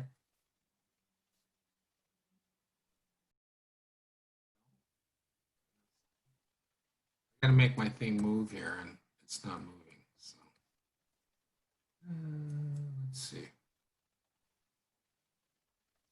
So this is kind of one of the things. Okay, all right. So this is one of the things that you know, when you're running online meetings, is like how to be cool when shit stops working. That's right. You saw when you put up the share screen that down in the left-hand corner, where the little, when you put it on the web, when you put it on the slideshow, Yes. down when it's on slideshow, there's the little arrows back and forth right there on the bottom left-hand corner. Ah, there we go. All right. See? Ooh, you Oh, want it, love Doug. it. I love it when Doug shows up, you know, because Doug says, hey, Ooh. bonehead down in the corner. Okay. All right. So anyway, this is how we started. You're a bonehead, I am too, right? Because No, yeah, because we're twins. I guess, yeah, you're right. Okay, so so this is the point that we made last time, right? So Rotary has changed forever. So one of the things that we have to do is accept that reality, because it's going to tell us, you know, what type of person we need to take us forward. Okay, so this new type of leader that's going to emerge is a crisis leader, somebody that that I said in our last presentation, that 10% of people that can see a way forward and that's willing to have, and this is the key thing, is you have to have courage to do that. Because what we're seeing now is that the leaders of these clubs that are just deciding, well, let's just shut it down, and we're just going to sit there until somebody tells us what to do. Yeah, they're not that kind of leader. They're just going to wait and see, and you know, Naomi's going to call them, or we're going to call them and say, hey, gang, here's the way to do it, and then they'll do it. But you guys are in a great position now to take that by the horns and keep it going. Maybe I do have some experience for this job. Yes, you do. You do. And Susan, I'm thinking. I'm so worried. No can, but. Oh yeah, yeah. You Yeah, just so boosted my confidence level. Yeah. Well, I mean, when you talk about crisis leadership, so you guys don't know, right? So they're interviewing Susie on the TV, right? While her friends are running furniture out of her house, and you can see the lava approaching. I mean, if there isn't a better definition of leadership under crisis, man, that was an incredible scene. So, yeah, not so. So talk about pressure. You should get. We should make a special award for, like, you know, most under pressure president ever. Yeah. And well, we only got to play that video. That's awesome. Okay. So here's the thing, right? So I was president for 2 years, and so my first year, I think I did a decent job managing the club, but I didn't really lead it in terms of creating some ongoing systems that were going to continue beyond me. And we'll talk a little bit about this in these slides. Okay, so here's what you're faced with, right? All right, so you're inheriting a club now that's going to go through some massive changes, right? The second thing is that you're going to have to make some decisions that may not be popular, because if you're like our club, we're kind of split, right? So one contingent of the club says, hey man, we need to get together and start having in-person meetings. And the other half of the club says, are you crazy? You know, we can't have in-person meetings until there's a vaccine. So, you know, so either way, if I say, okay, well, we're not going to have meetings, you know, somebody's going to be pissed off about that. So you may have to make decisions that are not going to be popular. Okay, the third thing is that you have to focus on the opportunity ahead, and we'll talk about that. And then at the exact same time, you know, the reason that they put the 4-way test together is so that when we come into crucial situations like that, you know, we have some principles to fall back on and say, okay, is it the truth? Okay, so then we'll go forward from there. So I'm going to talk a little bit about that. Let's see, which arrow's forward? Okay. All right, so lead the club, and here's the changes that are going to happen, right? So meetings going to change, right? Obviously, meetings are going to change. Okay, the way in which you do meetings. All right, fundraising is going to change. Right, so now we got to do an online fundraiser. Maybe we have to do some kind of fundraiser, like our fundraiser is Hilo Huli, right? Our club is, right? it's a massive public event that happens on Coconut Island, and we get anywhere between, 800 to 1,200 people, all jammed together on Coconut Island for 3 hours. So we're not going to do that anytime soon. So, we'll have to figure out a new way to raise money, because, as you know, part of what we want to do is to be able to put funds out in the community so that, we can help our community. So service is going to look different. Growing our membership, being able to attract new members, that's all going to look different. Our foundation giving, lots of people now, they're more challenged financially now. We've had, in our club, we used to have a little group of about 6 or 7 people that would just annually write a check for like $1,000, just give it to the foundation. Now, financial times are really different now. So, foundation giving is going to change. So now we got to be creative about that. Okay. So you're the leader. You're the one everybody's looking toward to figure out these problems. All right. So let's talk about unpopular decisions, right? So part of it is social distancing. Like some people in the club, they don't want to do social distancing, all right? Use of technology. There'll be people in the club like, I'm not going to go on a Zoom meeting. I mean, this is not what I signed up for, all right? Some people are going to say, well, hey, man, I don't know, if we're only going to do Zoom meetings, is it worth my, Rotary dues every year? So you'll be challenged by that. You'll be challenged in the change of tradition. So a lot of the Rotary traditions that we've had that are really around in-person meetings, right? So, hard to do even stuff like the flag pledge because, you have everybody's like computer delay, and so it comes out like really screwed up. Hard to do the 4-way tests at the end. Hard to do some of the traditions every club has developed. You may have to stop. Maybe I have to change them. Maybe I have to alter them to figure out a way to go forward with the kinds of things that'll help to keep your club together, right? All right. So we'll focus on the opportunity ahead, right? So when I say to increase our club IQ, all right, so this is what that means, right? The more knowledgeable that your club members are about Rotary and some of Rotary's history and what Rotary wants to accomplish, all of that, the more your club collectively is aware, the more your club is engaged, right? Because typically, when you see clubs that aren't really engaged, it's because their members really either don't know or aren't really connected to what Rotary really does. Some people, I mean, nowadays you get inducted as a new member to a club, and there's not much of an orientation. A lot of people may not even know who Paul Harris is, and Paul Harris was the founder of Rotary, right?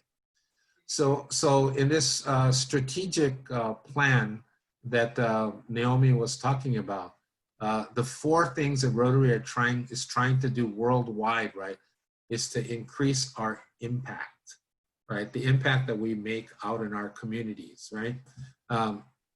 The second thing is to expand our reach, meaning that we can do things that are out there that involve more people. Where we get into segments like we're talking about starting like a community interact, and interact is like Rotary for high school kids, right? Looking at ways in which either in youth service or community service or club service, our impact is increased, right? That our reach is expanded, and then increased participant engagement. So what that means is, like, here's the typical club, right?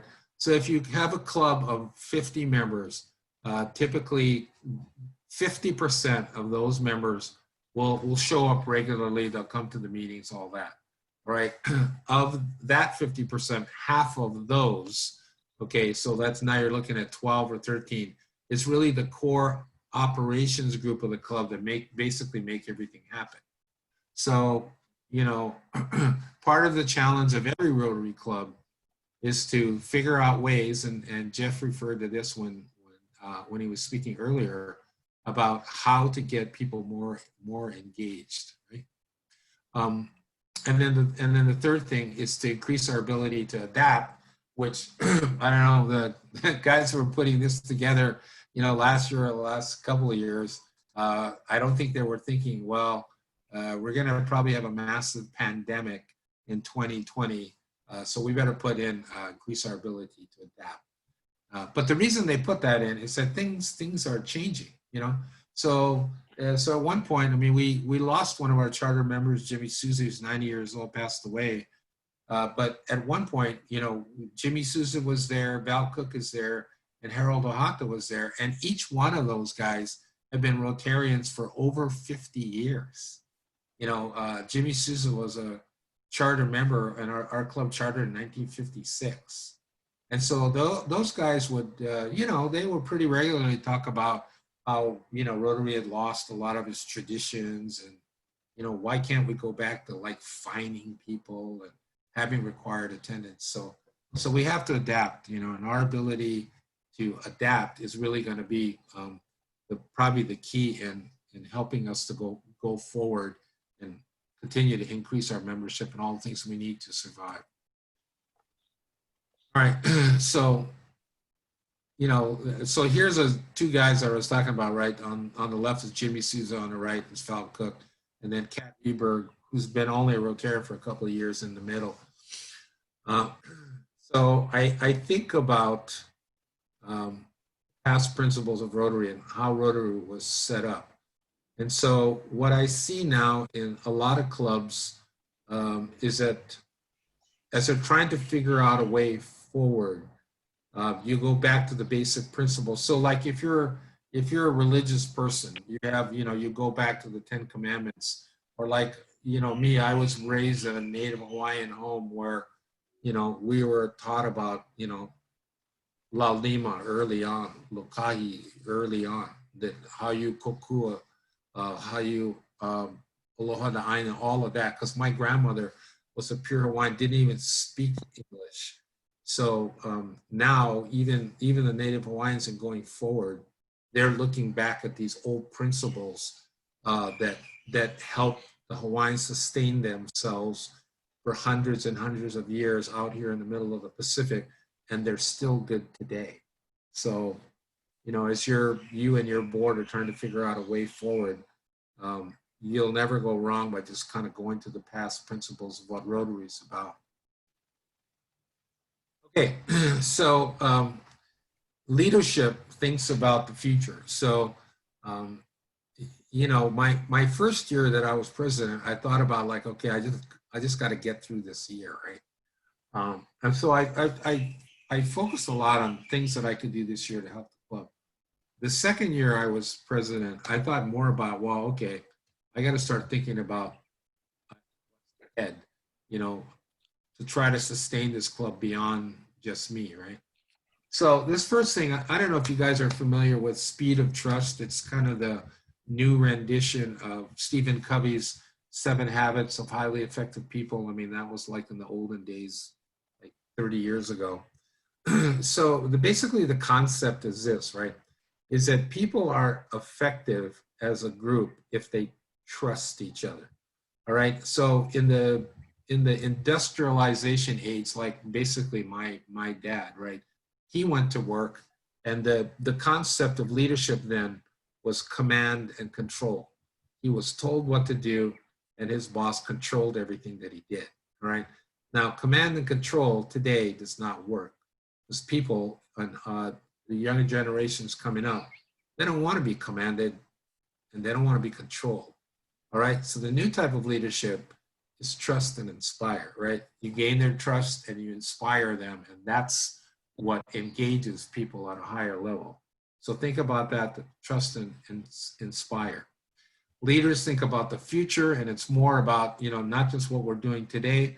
That's why, you know, these like the eco clubs, like Pahoa, like Susie, you guys are starting to talk about sustainable agriculture. Those are concepts that are beyond just like, okay, I'll be president until 2021. So those are the kinds of things that we need to start thinking about. What's the long-term sustainability of our club? What can I do during the time that I'm president that will help my club to set a foundation so that we can actually grow going forward? Okay, so, and then the third thing is leaders know how to ask. The reason you're president is that, and one of your functions, and you may or may not know this, is you are the asker in chief. You're the person that's going to ask, right? And what I mean by that is this, right?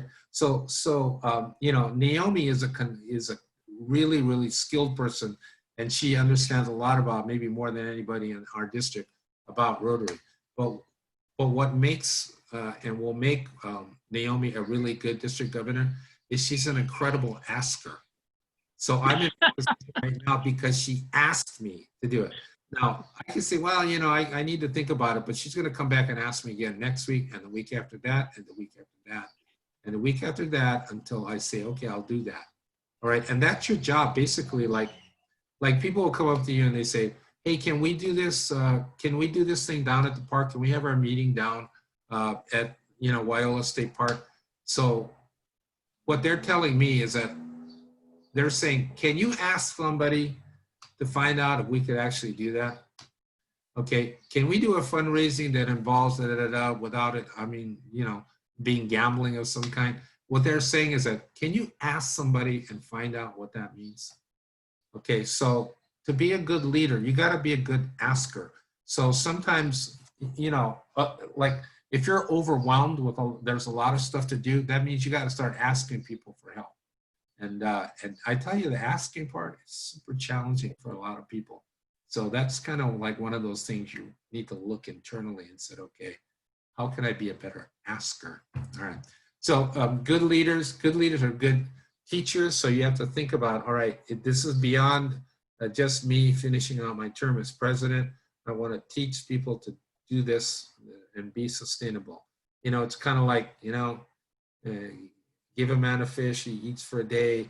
Teach a guy to fish, feed him for a lifetime. Okay.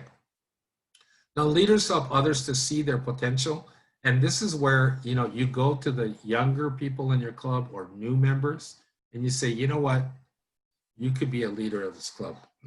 You have the potential, because everybody in Rotary is a leader, right? I mean, you don't join Rotary because you want to go in some corner and sit down there and not engage with people. You join Rotary because you want to engage with people, right? So everybody in Rotary, every single person that's there has leadership potential. So your job as a leader is just to let them know, hey man, you're here, you could be president. And they're like, oh, I don't know. I said, and then, I'm like, well, why did you join Rotary for then? Your job is to participate with all of us, and we're going to support you.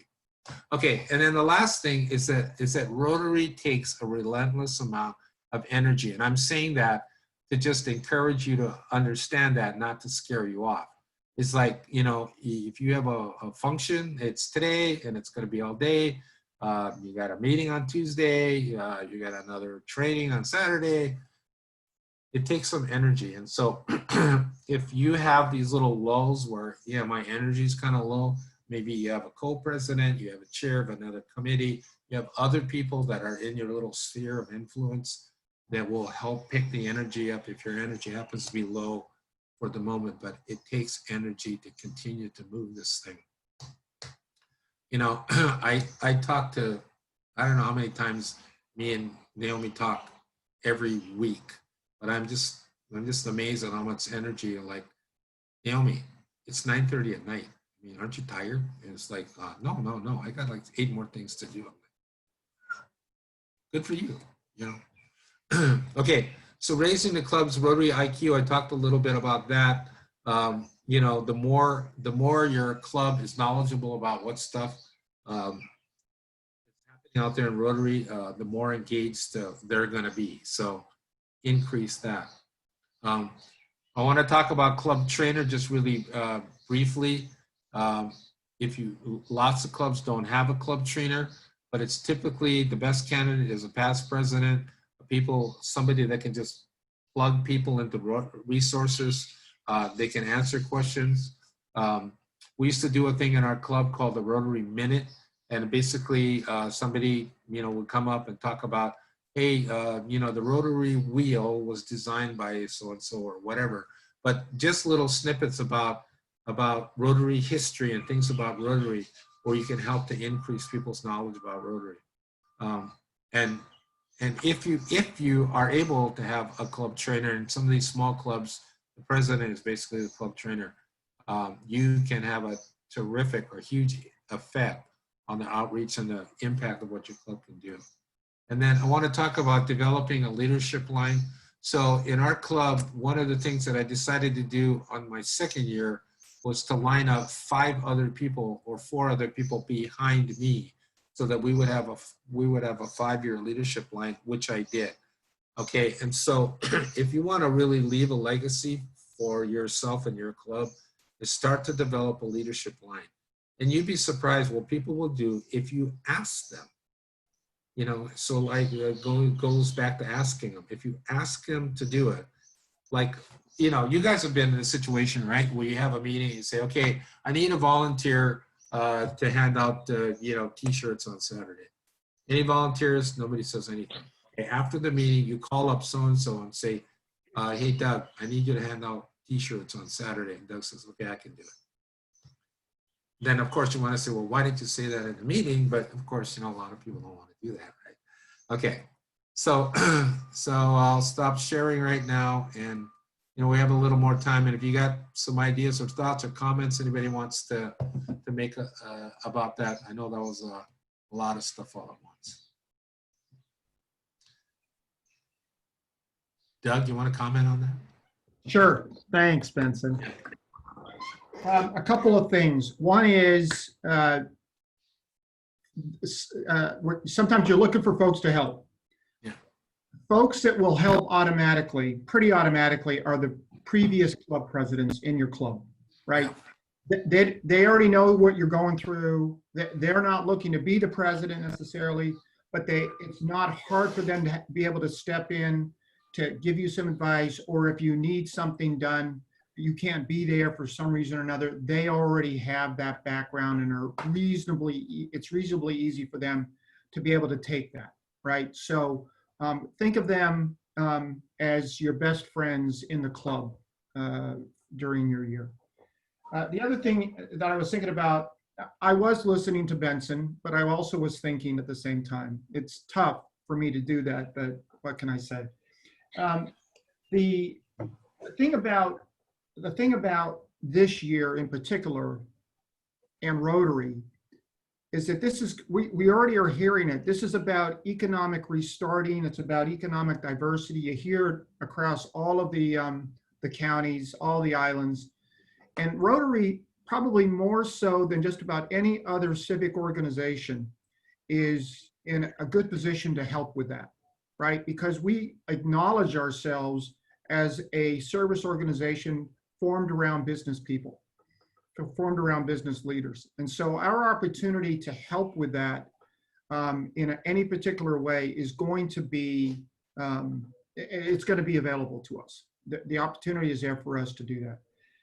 Additionally, this is the opportunity to play out, to riff off of something that Benson said. This is the opportunity, frankly, to kind of revamp club traditions, right? So yes, tough decisions. Are we going to do something virtually? Are going to try and do it? Different people will have different ideas about getting together, not getting together, all those kinds of things. It may be that we do one week and we do something else another week. Who knows? But the opportunity is there to try and kind of revamp some of those things, because you will hear from some of our more experienced members, we've never done that. They don't mean to do that. They're just trying to maintain the traditions. But it is now an opportunity, particularly as we're trying to bring new members in. Sometimes the old way can be an obstacle for new members. And so you want to listen to the new members You also want to listen to your experienced members, but again, we're trying to bring in new members too. And so the idea of helping the club be supportive of what's good, what'll work for them. The experienced members have the opportunity to come around. They're already invested or committed to the organization. So I would default, if you will, to, what can we do to make sure that we're being smart about our traditions for new members. And then finally, in this particular regard, I would also say, don't be too upset about people that will be moving in, out of the club. You're going to have folks that'll move in, folks that'll move out. The key is, do they stay in Rotary? So you offer them the opportunity for e-clubs, or you offer them the opportunity for maybe another club that works for them at a different time of day or a different geographic location. The idea is that if they can, they stay. It may be that your particular club and the situation that you're in right now doesn't work for them, but that doesn't mean they have to leave the organization. The idea is there's plenty of opportunities out there with all kinds of ways of doing things. There should be a fit for them somewhere. And so if somebody's like, I can't make this work anymore, well, don't say goodbye, say, let's find out where it will work for you. And then finally, I go back and I think about Paul Harris and his friends back in Chicago in 1903. And we have this tendency, we have these pictures, and they're old pictures, and these old white guys and all that kind of stuff. But they weren't always old white guys. Some of them were young white guys, right? The deal was that they were interested in getting together and doing something for their community. It was about doing stuff for the community. How are we different than that? We're not. That's why we're doing this too, right? So learning about our history as an organization, learning about those folks that began the process of figuring out how do we bring in fellowship and make that fellowship a way to make an impact in our community, and then internationally, because we are Rotary International. Those are the things that I think are helpful for particularly our new members. Benson talks about the things that if you talk to anybody who's an experienced Rotarian, they will generally have a story about what their Rotary moment was, right? It's the new members and getting them to understand what that can be for them so that they then can be invested in the organization as well. Thanks. Benson, I wanted to say a few. Yeah, go for it, Jeff. Okay, Benson, I appreciate everything that you've said. It makes a lot of sense, wrapped up in a few moments that you've talked. I think the first thing, for the benefit of those who have not, been around as long as I have, and to see how people did it, how they did it and it didn't do well, and how they did it and it did well. And now I'm challenged with this as well as everyone else. The first thing you want to do is to make sure that you stabilize your club, the members, assess every member, see where they're at, where they're going, and what could happen. And then you make sure that each member, no matter, like a third of our club are senior people. They're dedicated, but they're kind of losing it, like me. We've been at this for a lot of years. They've been everything, directors of everything, and it's through the changing Rotary scene.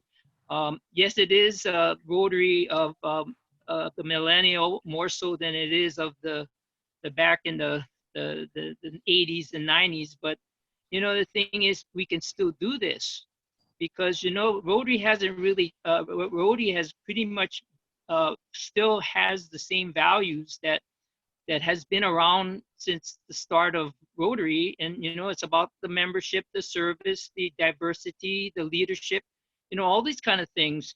And the thing is, how do you get those pieces to stick? Okay, but basically what I'm thinking is engagement of every member. My plan for the year is to make sure even the members who are senior, been there, done that, I wouldn't put them as the director of club service. But there's a lot of committees, there's a lot of chair people. I want every one of my members to be on a committee. if not 2 or 3. Somehow, if they can't be involved in one, I want them to be in another. And I want the directors who are ultimately the board people to make sure that everything under them, which includes all the projects and things, are managed by chair people, and that their chair people have committees. And the committees, I mean, even if they show up at 1 or 2 meetings, but at least they're connected. I mean, that will stabilize that part. Then the next thing once you got that figured out, going out would be the recruitment. You need to identify a Rotarian, not a member, because we've been through this membership drive, and they come and go, over the years. Maybe not so much now, because recently, but over like 30-something years, I've been a Rotarian, and I've seen all kinds of things happen. And I try not to. I'm not going to repeat it, but then I don't know if I can, because this is a totally different environment. But you're dealing with a new generation of a millennial type, all the way down to everything up to the people who've been around for 30+ years. They're actually very supportive. They're lifer Rotarians, and take advantage of those geezers that you call old Rotarians. They actually want to be there, but don't put them in that. Get them involved in little pieces, and then this way, I mean, we get people who actually still come to our meetings, and they've been putting in 30, 40 years, over 30 years, and they're still attending meetings, and they do participate. And that's pretty much, a start. That's what I wanted to say. Hey, thanks, Jeff. Appreciate that. Suze, go ahead. Yeah, I just had an idea. Since, we are in changing times, and there are a lot of elderly Rotarians, and this whole new technology thing, no matter what, is a challenge for most of us to grasp. What might be a cool idea is to have sort of even just with our island, Doug, a resource bank. And one of the things could be like record. I wish I had recorded, Ashley, the presentation that you attended. It was so dynamic and unreal. And we could have like a resource bank of speakers that have already been pre-recorded. So in the event that your club is small, you maybe can't find a speaker, or something happens, or it's just a resource that we have these pre-recorded. Well, they're recorded during the thing, and somehow we have a centralized place to put them that all the clubs can access. So if we can get some centralized data places with the trainings, and then the speakers and stuff like that, I think that might help the clubs, because I know the speakers are really important also. And sometimes, boy, you just get like that one with Ashley. I don't know what you thought, Doug, but I was like, wow, dang, I can't believe I didn't record that. That was so lame, because I would like to share it, So that's just a thought. And I don't know if there's any way to institutionalize that. And if, Doug, that would be something you could do to encourage all the clubs that are, when they're Zoom meeting, to be able to record it and then have a Vaihona, a place to upload. Anyway, just a thought. Yeah, I think it's a good thought. I think it's such a good thought that you get to be the next district trainer, because the current district trainer, I think, is already doing something along those lines. I don't think it's always set up yet, but when he has because I think we've talked about that in a previous Monday meeting or training, and the idea would be that the clubs have to provide that, right? But if there's a place for them to place that info, whether it's on a district website area somewhere or someplace else, then that becomes a repository. So yeah, I think that's a terrific idea. Nanette, I wanted to check in with you to see, what your thoughts are and what your needs are. I mean, do you feel like you're ready to go, or in what ways can we support you going forward? Oh, well, there was a lot of great information given out today, but it's all, to me, in reality, it doesn't really apply to a lot of us. I mean, first of all, I've only been in the club for 2 years. The only reason I'm in this position is because no one else would step up, and because I have the guts to step up. It's not where I want to be, it's where I ended up. And I find that my club is very, I don't know how to put this politically correct or anything else, but they're old timers and they are very set in a way of thinking that just doesn't fit into today's world. I don't know how else to put it. And for me, that's very difficult because I don't see things like that in the world. And I feel that they aren't open to helping everyone. They're open to helping just little cracks in just certain areas. I can't come right out and say it all, but I think you get the gist of it. And so that's my challenge. How do you get people involved that won't get involved? Yeah, ask them. I mean, you can ask them all they want. They're going to say no. I don't care if you pull them aside at the end of the meeting and say, look, I really need someone to do this. Would you do this for us? They're going to say no. I mean, that's been my experience with them. And the other side of it is they don't welcome any kind of change. So I don't know how to present change in a welcoming way. So Okay, I let me, feel very yeah, challenged. let me respond to that real quickly. So that's why in my presentation, I said the number one thing that you need to have is some courage to make those changes. So in my first year, I basically instituted some changes, and 11 people en masse left our club. 11 all gone. All right, so I got that. But however, if we didn't make that change, because in our club, basically a core group of people ran it for 15 years. Any club like that. And then when I came in, and the changes that I was talking about, they didn't like them, so they left.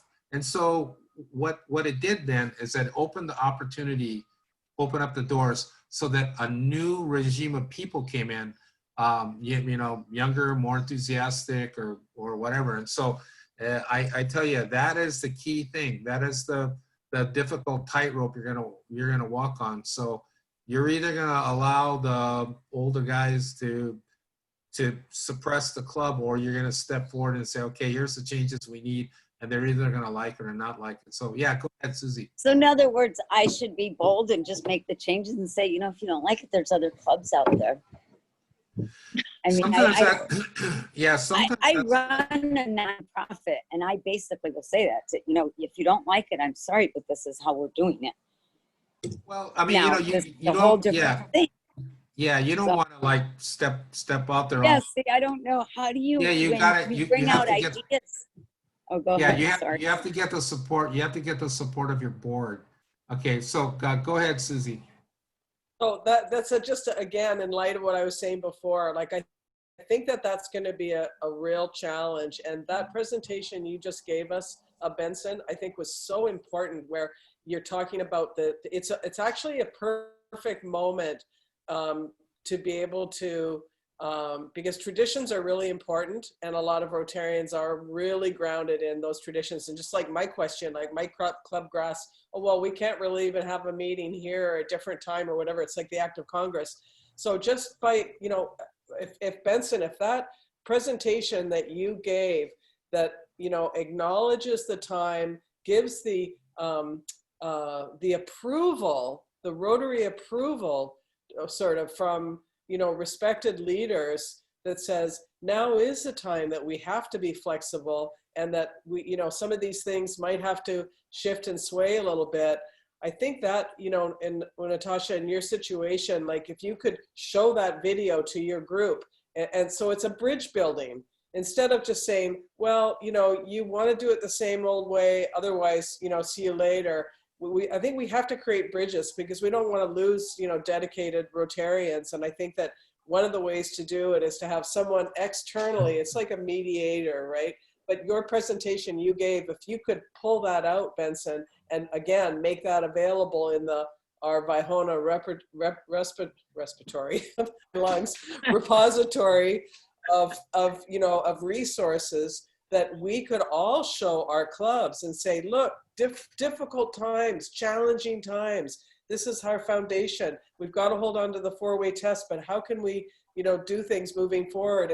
And then Benson, you have that presentation, just it's a little shorter, and it doesn't, I think those are the type of support resources that some of the old timers are going to need.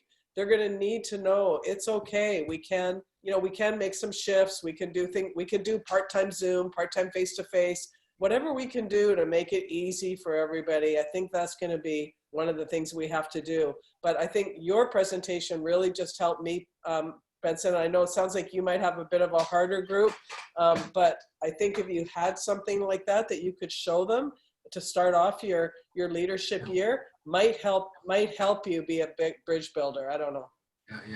Yeah. Go ahead, Doug. Yeah, Nanette, two things. Thanks, Susan, for that as well.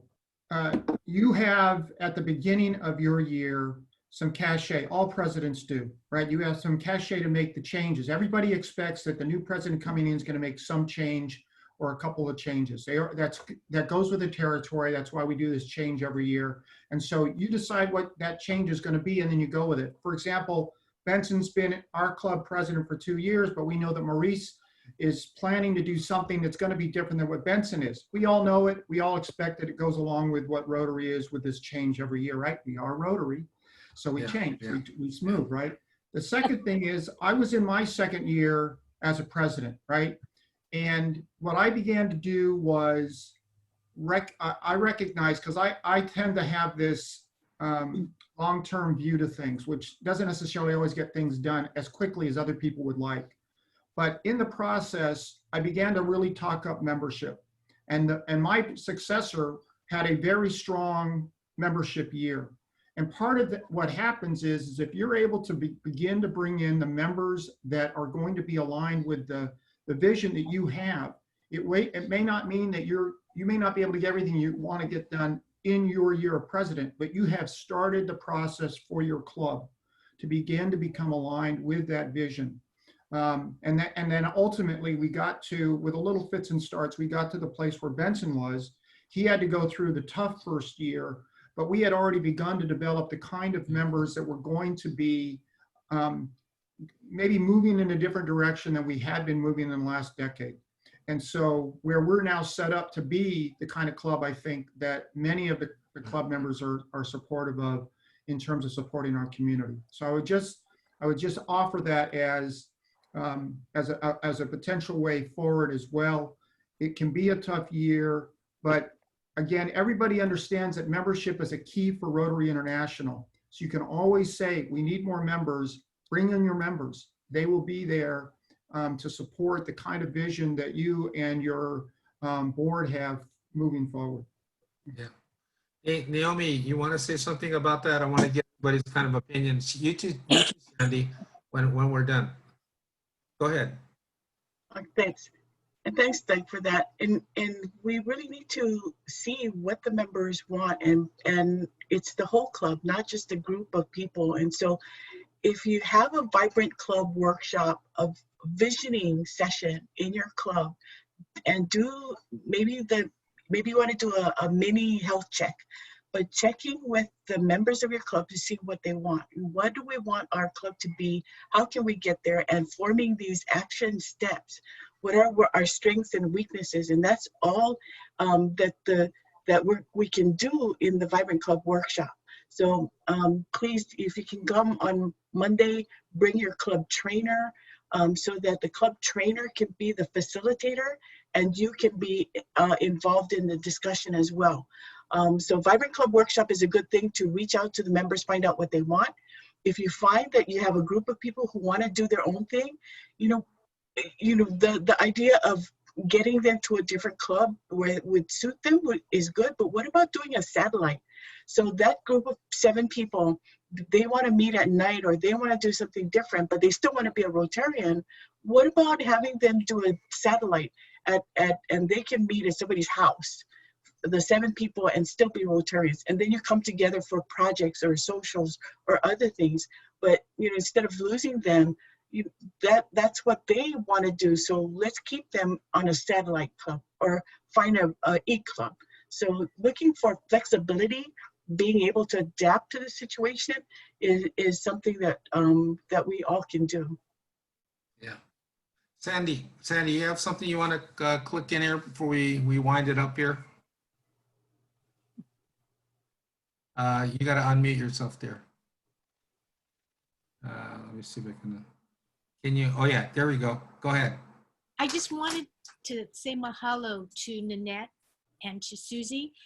You know, do not feel alone. I think the experiences that you are having are probably more common today than not. Okay, a lot of you folks who are new members are coming in and suddenly you're finding yourself as president of an organization that maybe you don't feel as though you know as much about as you would like to. And then you have to deal with the quote unquote, the old guard, right?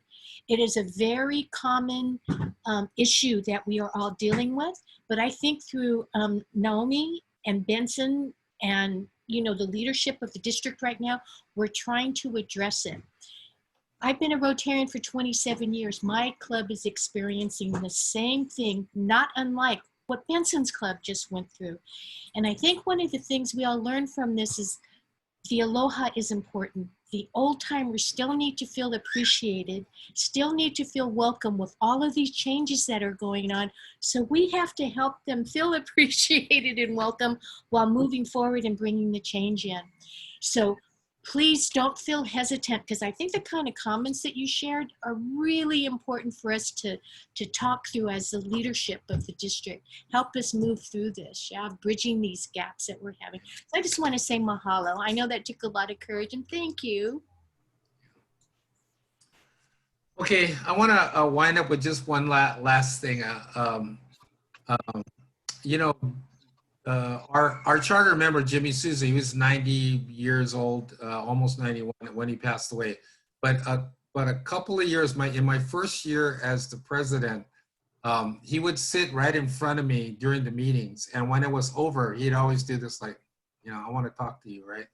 So I sat down over there and he told me, you know, all these changes, I don't like these changes. And I would sit there and I said, okay, Jimmy, how come you don't like them?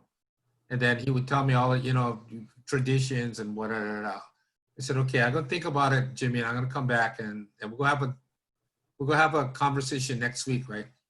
So when I came back the next week and I have a conversation with him, I said, you know, Jimmy, I was looking at the four-way test. You know, the four-way test is designed to help clubs go through change. And he goes, well, how's that? He said, well, isn't it the truth that things have changed, right? It's not the same now that it was in 1956. And he goes, yeah. And so then I said, so you think it's fair to everybody that we're going to do the same thing that we was doing in 1956? And he said, no. So anyway, we had this kind of long, about half an hour, 45-minute conversation about how the four-way test, as when he saw it, the changes in terms of what the four-way test was. So Jimmy, isn't it beneficial to all of us to get more members and do more stuff? And then he looked at me and goes, yep, you're right. And I said, I think the four-way test was designed to help people to get a segue to promote change in the club with the old members. Because I tell you, those staunch old guys that have been in the club, and Jeff will tell you this, yeah, old-time guys, they're four-way test guys, man. They have recited that thing 1,000,000 times in the last 4 years. And so they believe it with all their heart. And so if you sit down with them and say, you know what, I was thinking about all the stuff we're going through and how it relates to the four-way test, they will get it. Because then it helped me to talk to Harold Ohata. Now this guy is not just a Rotarian. This is Naomi's sponsor, right? This is a guy who had 50 years now of perfect attendance, 50 years. And when I had the conversation with him about the four-way test and the changes, then he seemed to think like, yeah, okay, yeah, hey, we got to make change. That's what the four-way test says. So anyway, I just wanted to share that with you guys. But know that as a Rotarian, you have boundless resources of people, like just the people on the screen. And you can call me up, Doug up, Sandy up, Naomi up, anytime. You know, Susie, if you want to call up Jeff. I mean, Jeff's got, what, 40 years, 35 years or whatever in Rotary. 38. Okay, 38 years. I mean, so now here this guy has been around.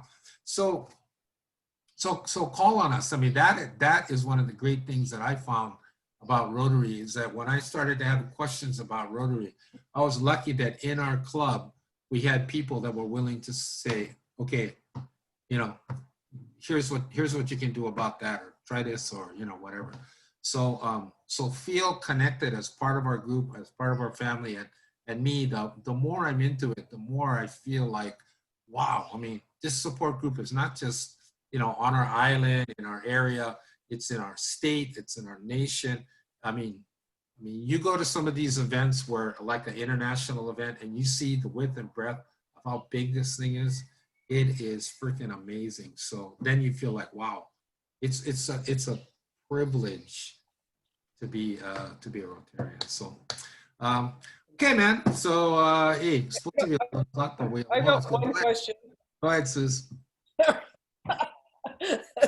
I just really, Nanette, I just really wanted to know a little bit about, because we share the passion for youth, and I just wondered about your nonprofit, and just if you would share some of your ideas for youth, because, you know, she's over in Kona, we're here, but we're still one island, and again, to start building these relationships. So I really wanted to just understand what, you know, what your current work is and what some of your vision was. I know Ariel's Gymnastics, and we have a 501c, and we do a nonprofit section to our business to help keep our athletes on the ground and competing, and help keep them in a top of the line training facility.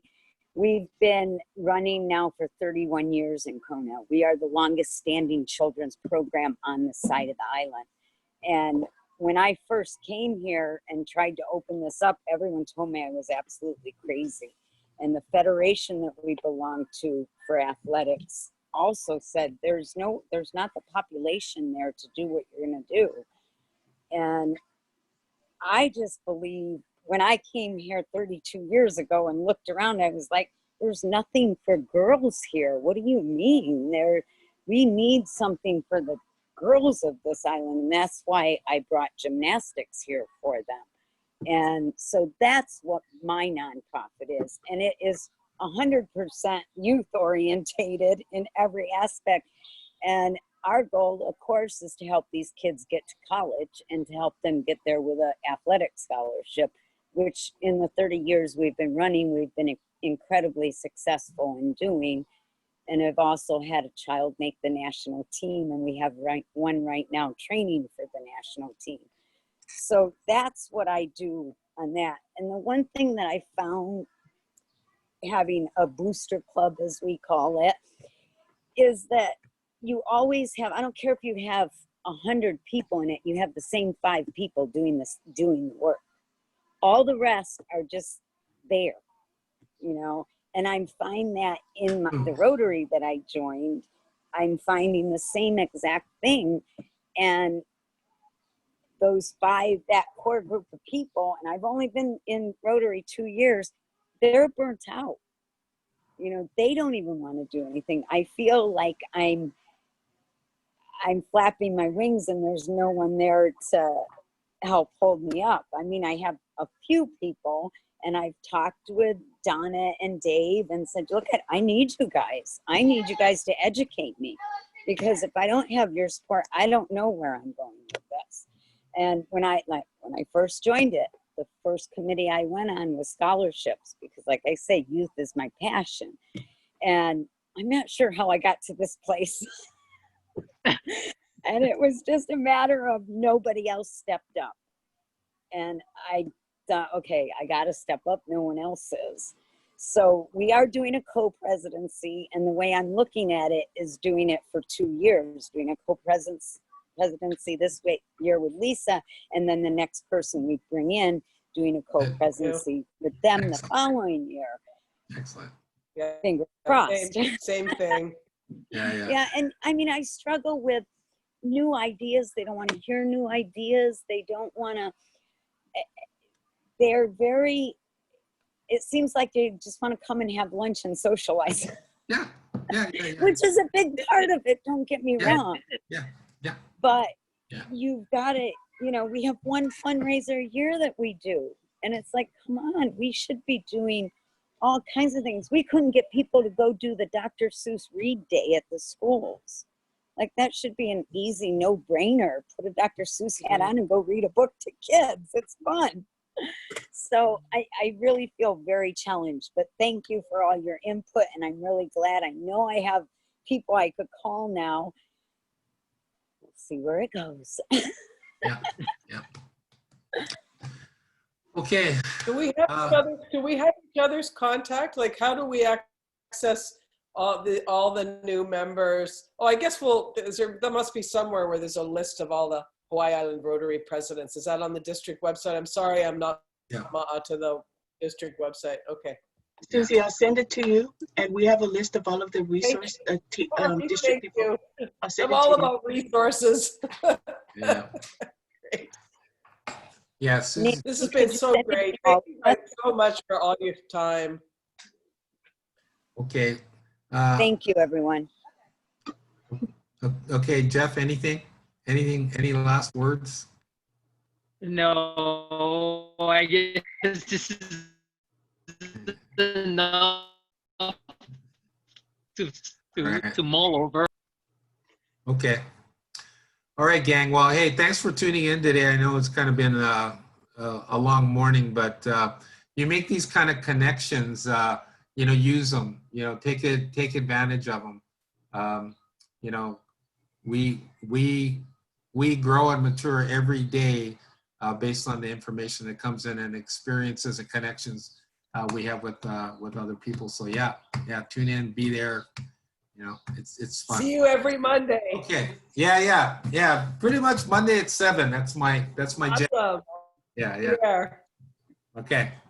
Thank you, everybody. Thank you, Benson, and Doug for all of this. Thank you for being here. Thank you. Okay, gang. You have a good one. We'll talk to you guys soon. Bye-bye now. See you Monday.